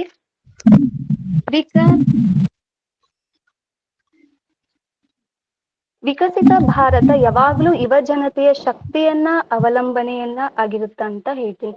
ಅಂದ್ರೆ ಈ ವಿಕಸಿತ ಭಾರತ ಆಗ್ಬೇಕಂದ್ರೆ ಫಸ್ಟ್ಲಿ ನಮ್ಮ ಯುವ ಜನತೆ ಏನಾಗ್ಬೇಕ್ರಿ? ಒಗ್ಗಟ್ಟಾಗ್ಬೇಕು. ಯುವ ಜನತೆ ಮುಂದುವರೆದರೆ ಮಾತ್ರ ಏನಾಗುತ್ತೆ? ವಿಕಸಿತ ಭಾರತ. ಇವಾಗ ನಮಗೇನಾಗಿದೆ, ಒಂದು ರೋಡ್ ಮ್ಯಾಪ್ ಅನ್ನ ನರೇಂದ್ರ ಮೋದಿಜಿ ಅವರು ಕೊಟ್ಟಿದ್ದಾರೆ. ಅಂದ್ರೆ ಹಿಂದಿನ ಮಹಾನ್ ವ್ಯಕ್ತಿಗಳು ಸಹ ಅವರ ವಿಚಾರಧಾರೆಗಳನ್ನ ನೀಡಿದ್ದಾರೆ. ಆದರೆ ಅದನ್ನು ಮುಂದುವರಿಸುವಂತಹ ಜವಾಬ್ದಾರಿ ಯಾರದ್ದು ಅಂತ ಹೇಳಿದರೆ ನಿಮ್ಮೆಲ್ಲರದು. ಸೊ ವಿಕಸಿತ ಭಾರತವನ್ನ ಮಾಡುವಂತಹ ಜವಾಬ್ದಾರಿ ಯಾರ್ದಾಗಿದೆ ಅಂತ ಹೇಳಿದರೆ ಯುವ ಜನತೆದಾಗಿದೆ. ಬಟ್ ಇದನ್ನ ಹೇಳೋದಕ್ಕೆ ದುಷ್ಟಕರ ಅನ್ಸಾತೈತಿ, ಅದು ವಿಷಾದನೀಯ ಆಗ್ತಾ ಇದೆ ನಮ್ಗೆ. ಏನಂತ ಹೇಳಿದೆ ಅಂದ್ರೆ ಇಂದಿನ ಯುವ ಜನತೆ ಎಲ್ಲರೂ ಫೋನ್ PBಯಾಗೆ ಒಳಗಾಗ್ಬಿಟ್ಟಿದ್ದಾರೆ. ಸೊ ಎಷ್ಟು ನೋಡ್ತಾರೆ ಅಂದ್ರೆ ಫೋನ್, ತಮ್ಮ ಸಮಯವೆಲ್ಲ ಫೋನ್ ಅಲ್ಲೇನೆ ಏನ್ ಮಾಡ್ತಿದ್ದಾರೆ? ವ್ಯರ್ಥವನ್ನ ಮಾಡ್ತಾ ಇದ್ದಾರೆ. ಅಂದ್ರೆ ದೇಶವನ್ನ ಕಟ್ಟುವಂತಹ ಯುವ ಜನತೆ ಫೋನಲ್ಲಿ ಸಮಯವನ್ನ ವ್ಯರ್ಥ ಮಾಡ್ತಿದ್ದಾರೆ. ಸೊ ಹೆಂಗ ಆಗಿದೆ ಅಂತ ಅಂದ್ರೆ ನಮ್ಮ ಯುವ ಜನತೆಯಲ್ಲಿ ಕೇಳಿಸಿಕೊಳ್ಳುವಂತಹ ಸಾಮರ್ಥ್ಯ ದಿನ ದಿನ ಕಡಿಮೆ ಆಗ್ತಾ ಇದೆ. ಸೊ ಒಂದ್ ಕಡೆ ಹೇಳ್ತಾರೆ, ಒಳ್ಳೆಯ ಕೇಳುಗಾರರಾದಾಗ ಮಾತ್ರ ಒಳ್ಳೆಯ ಮಾತುಗಾರರಾಗ್ತೀವಿ ಅಂತಂದು. ಆದ್ರೆ ನಮ್ಮ ಯುವ ಜನತೆಯಲ್ಲಿ ಕೇಳುವ ಮನೋಭಾವನೆ ಹೋಗ್ಬಿಟ್ಟಿದೆ. ಸೊ ಇದಕ್ ನಾನ್ ನಿಮ್ಗೊಂದು ಎಕ್ಸಾಂಪಲ್ ಕೊಡ್ತೀನಿ. ಫಸ್ಟ್ಲಿ ಯೂಟ್ಯೂಬ್ ಅಲ್ಲಿ ವಿಡಿಯೋಸ್ ಒಂದು 10 ಮಿನಿಟ್ಸ್ ಇದ್ರೆ ಓಕೆ ನೋಡ್ತಾ ಇದ್ರು. ಇವಾಗ ಅದು ಹೆಂಗ್ ರೆಡ್ಯೂಸ್ ಆಗ್ತಿದೆ ಅಂತ ಹೇಳಿದ್ರೆ 5 ಮಿನಿಟ್ಸ್ ಬಂತು, 5 ಮಿನಿಟ್ಸ್ ಇಂದ 1 ಮಿನಿಟ್ ಬಂತು, ಇವಾಗ 30 ಸೆಕೆಂಡ್ ಬಂದಿದೆ ರೀ. ಎಲ್ಲಿ ಹೋಯ್ತು ನಮ್ಮ ಯುವ ಜನತೆಯದು? ಸೊ ಇದೊಂಥರ ಶೋಚನೀಯ ವಿಷಯ ಆಗ್ಬಿಟ್ಟಿದೆ. ನೆಕ್ಸ್ಟ್ ಹೆಂಗಂತ ಹೇಳಿದ್ರೆ ನಮ್ಮ ಯುವ ಜನತೆ ಆ ರೀಲ್ಸ್ ಅನ್ನ ಸರಿಸಿ ಐ ಡೋಂಟ್ ನೋ ನೆಕ್ಸ್ಟ್ 2047 ಅಲ್ಲಿ ವಿಕಸಿತ ಭಾರತದ ಜೊತೆಗೆ ನಮ್ಮ ಯುವ ಜನತೆದು ಬೆರಳು ಇರುತ್ತಾ ಇಲ್ಲ ಅನ್ನೋದೇ ನಂಗೆ ಡೌಟ್ ಇದೆ. ಸೊ ಆ ತರ ಆಗ್ಬಿಟ್ಟಿದೆ ಇವಾಗ. ಸೊ ನನ್ನ ದೃಷ್ಟಿಕೋನದಲ್ಲಿ ವಿಕಸಿತ ಭಾರತ ಕೆಲವೊಂದು 5 ನಿಮಿಷ ಅಥವಾ 2 ನಿಮಿಷದ ಕವನದ ಮೂಲಕ ವ್ಯಕ್ತಪಡಿಸ್ತಾ ಇದ್ದೀನಿ. ಸ್ವತಂತ್ರದ ಹೋರಾಟ ನಮ್ಮನ್ನ ಮುಕ್ತರನ್ನಾಗಿಸಿತು, ಈಗ ಪ್ರಗತಿಯ ಹೋರಾಟ ನಮ್ಮನ್ನ ವಿಕಸಿತರನ್ನಾಗಿಸಲಿದೆ. ಸಂಜೆ ಸೂರ್ಯ ಮುಳುಗುವಾಗ ಹೊಸ ಬೆಳಕಿನ ಕನಸು ಎದ್ದಾಗ ಮನದಾಳದ ಸ್ವರ ಕೇಳುವುದು, ನನ್ನ ಭಾರತ ಪ್ರಗತಿ ಸೇರುವುದು, ನನ್ನ ಭಾರತ ಪ್ರಗತಿ ಸೇರುವುದು. ನಮ್ಮ ಕನಸು, ನಮ್ಮ ನಂಬಿಕೆ, ನಮ್ಮ ಶ್ರಮದ ಜ್ವಾಲೆಯ ಕಾಣಿಕೆ. ಹೊಸ ಬೆಳಕಿನ ಭಾರತ ಕಟ್ಟೋಣ, ಒಗ್ಗಟ್ಟಿನ ಹಾದಿಯಲ್ಲಿ ನಡೆದು ಬರೋಣ, ಒಗ್ಗಟ್ಟಿನ ಹಾದಿಯಲ್ಲಿ ನಡೆದು ಬರೋಣ. ಯುವ ಶಕ್ತಿಯ ಜ್ವಾಲೆಯಲ್ಲಿ ಬೆಳಕು, ಸ್ತ್ರೀಯರ ಸಾಧನೆಗೆ ಸುವರ್ಣ ಬಾಗಿಲು, ಬಾಲಕರ ನಗುವಿನಲ್ಲಿ ನಾಳೆಯ ಭರವಸೆ, ವೃದ್ಧರ ಅನುಭವದಲ್ಲಿ ಜ್ಞಾನದ ರಸ, ಕೃಷಿಯ ಹೊಲದಲ್ಲಿ ಹಸಿರು ಹೊಮ್ಮಲಿ, ಶಿಕ್ಷಣದ ನದಿಯಲ್ಲಿ ಜ್ಞಾನ ಹರಿಯಲಿ, ವಿಜ್ಞಾನ ಕಲೆ ಹೂವಿನಂತೆ ಅರಳಲಿ, ನಮ್ಮ ಭಾರತ ದೇಶ ಜಗದಗಲೇ ಹೊಳೆಯಲಿ. ಭ್ರಷ್ಟಾಚಾರ, ಅಜ್ಞಾನ, ಅನ್ಯಾಯ ಇವು ನಮ್ಮ ಶತ್ರುಗಳಾಗಲಿ, ಸತ್ಯ, ನಿಷ್ಠೆ, ಪರಿಶ್ರಮ ಇವು ನಮ್ಮ ಶಸ್ತ್ರಗಳು ಆಗಲಿ. ನಮ್ಮ ಪ್ರಯತ್ನ ಒಗ್ಗಟ್ಟಿನ ಪಥ, ವಿಕಸಿತ ಭಾರತ ಶಪಥ. ಏನ್ರಿ ಎಲ್ರು ಹೇಳ್ರಿ ಒಂದ್ಸಲ, ನಮ್ಮ ಪ್ರಯತ್ನ ಒಗ್ಗಟ್ಟಿನ ಪಥ, ವಿಕಸಿತ ಭಾರತ ನಮ್ಮ ಶಪಥ. I have to repeat. ವಿಕಸಿತ ಭಾರತ ನಮ್ಮ ಶಪಥ. ನಮ್ಮ ಪ್ರಯತ್ನ ನಮ್ಮ ಪ್ರಯತ್ನ ಒಗ್ಗಟ್ಟಿನ ಪಥ. ಒಗ್ಗಟ್ಟಿನ ಪಥ. ಬರ್ಲಿರಿ ಎಲ್ಲ, ನೀವೆಲ್ಲ ಯುವ ಜನತೆ, ವಿಕಸಿತ ಭಾರತದ ರೂವಾರಿಗಳು ನೀವು. ಓಕೆ, ನಮ್ಮ ಪ್ರಯತ್ನ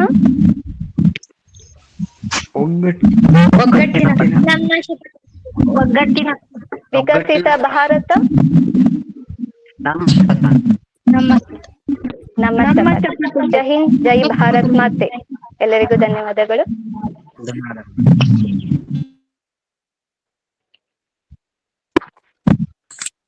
ಭಾರತ ಒಂದು ಸಂಪತ್ಭರಿತ ರಾಷ್ಟ್ರ, ಭವ್ಯ ಭವಿಷ್ಯದ ಭಾರತ, ವಿಕಸಿತ ಭಾರತ ಇದು ಹೇಗಿರ್ಬೇಕು ಅನ್ನೋದರ ಒಂದು ಪರಿಕಲ್ಪನೆಯನ್ನ ವಿಸ್ತಾರವಾಗಿ ನಮ್ಮಲ್ಲಿ ಮೂಡಿಸಿರ್ತಕ್ಕಂತಹ ಕುಮಾರಿ ಜ್ಯೋತಿ ಮೇಡಮ್ ಇವರಿಗೆ ಧನ್ಯವಾದಗಳು. ಸದಾಶಿವಾನಂದ್ ಸರ್ ಇದ್ದಾರಾ? Good afternoon to all. ಎಲ್ಲರಿಗೂ 79ನೇ ಸ್ವಾತಂತ್ರ್ಯೋತ್ಸವದ ಆರ್ಥಿಕ ಶುಭಾಶಯಗಳು. ಆರಂಭಕ್ಕೂ ಅಂತ್ಯವಿದ್ದಂತೆ ನಮ್ಮ ಕಾರ್ಯಕ್ರಮಕ್ಕೂ ಅಂತ್ಯವಿರುತ್ತದೆ.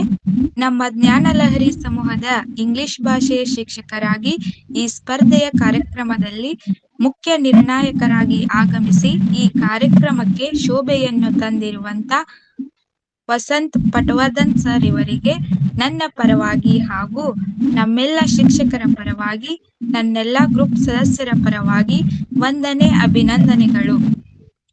ವಿಜ್ಞಾನ ಹಾಗೂ ಮಾನಸಿಕ ಸಾಮರ್ಥ್ಯದ ಶಿಕ್ಷಕರಾಗಿ ಈ ಕಾರ್ಯಕ್ರಮಕ್ಕೆ ನಿರ್ಣಾಯಕರಾಗಿ ಆಗಮಿಸಿ ನಮ್ಮನ್ನೆಲ್ಲ ಅರಸಿದಂತಹ ಪ್ರೀತಿ ಮೇಡಮ್ ಇವರಿಗೂ ನನ್ನ ಪರವಾಗಿ ಹಾಗೂ ನಮ್ಮೆಲ್ಲ ಶಿಕ್ಷಕರ ಪರವಾಗಿ, ಎಲ್ಲಾ ಗ್ರೂಪ್ ಸದಸ್ಯರ ಪರವಾಗಿ ವಂದನೆ, ಅಭಿನಂದನೆಗಳು.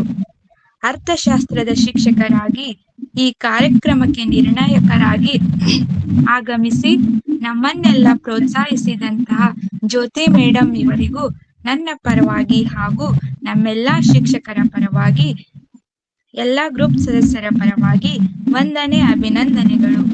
ಸೈಯದ್ ಸರ್ ಇವರಿಗೂ ನನ್ನ ಪರವಾಗಿ ಹಾಗೂ ನಮ್ಮೆಲ್ಲಾ ಶಿಕ್ಷಕರ ಪರವಾಗಿ, ಗ್ರೂಪ್ ಸದಸ್ಯರ ಪರವಾಗಿ ವಂದನೆ, ಅಭಿನಂದನೆಗಳು.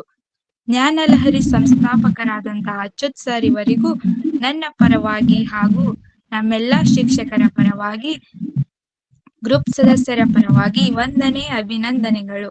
ಈ ಕಾರ್ಯಕ್ರಮಕ್ಕೆ ಯಶಸ್ವಿಗೊಳಿಸಲು ಕಾರಣೀಭೂತರಾದಂತಹ ಎಲ್ಲಾ ಗ್ರೂಪ್ ಸದಸ್ಯರಿಗೂ ವಂದನೆ, ಅಭಿನಂದನೆಗಳು. Thank you to all. ಎಲ್ಲರನ್ನು ಹೃತ್ಪೂರ್ವಕವಾಗಿ ವಂದಿಸಿರ್ತಕ್ಕಂತಹ ಭೀಮವ್ವ ಅವರಿಗೆ ತುಂಬ ಹೃದಯದ ಧನ್ಯವಾದಗಳು. ಮತ್ತೊಮ್ಮೆ ಎಲ್ಲರಿಗೂ ಸಹ 79ನೇ ಸ್ವಾತಂತ್ರ್ಯ ದಿನಾಚರಣೆಯ ಶುಭಾಶಯಗಳನ್ನ ತಿಳಿಸುತ್ತಾ ಕಾರ್ಯಕ್ರಮವನ್ನ ಅಂತ್ಯಗೊಳಿಸೋಣ. ಎಲ್ಲರಿಗೂ ಧನ್ಯವಾದಗಳು.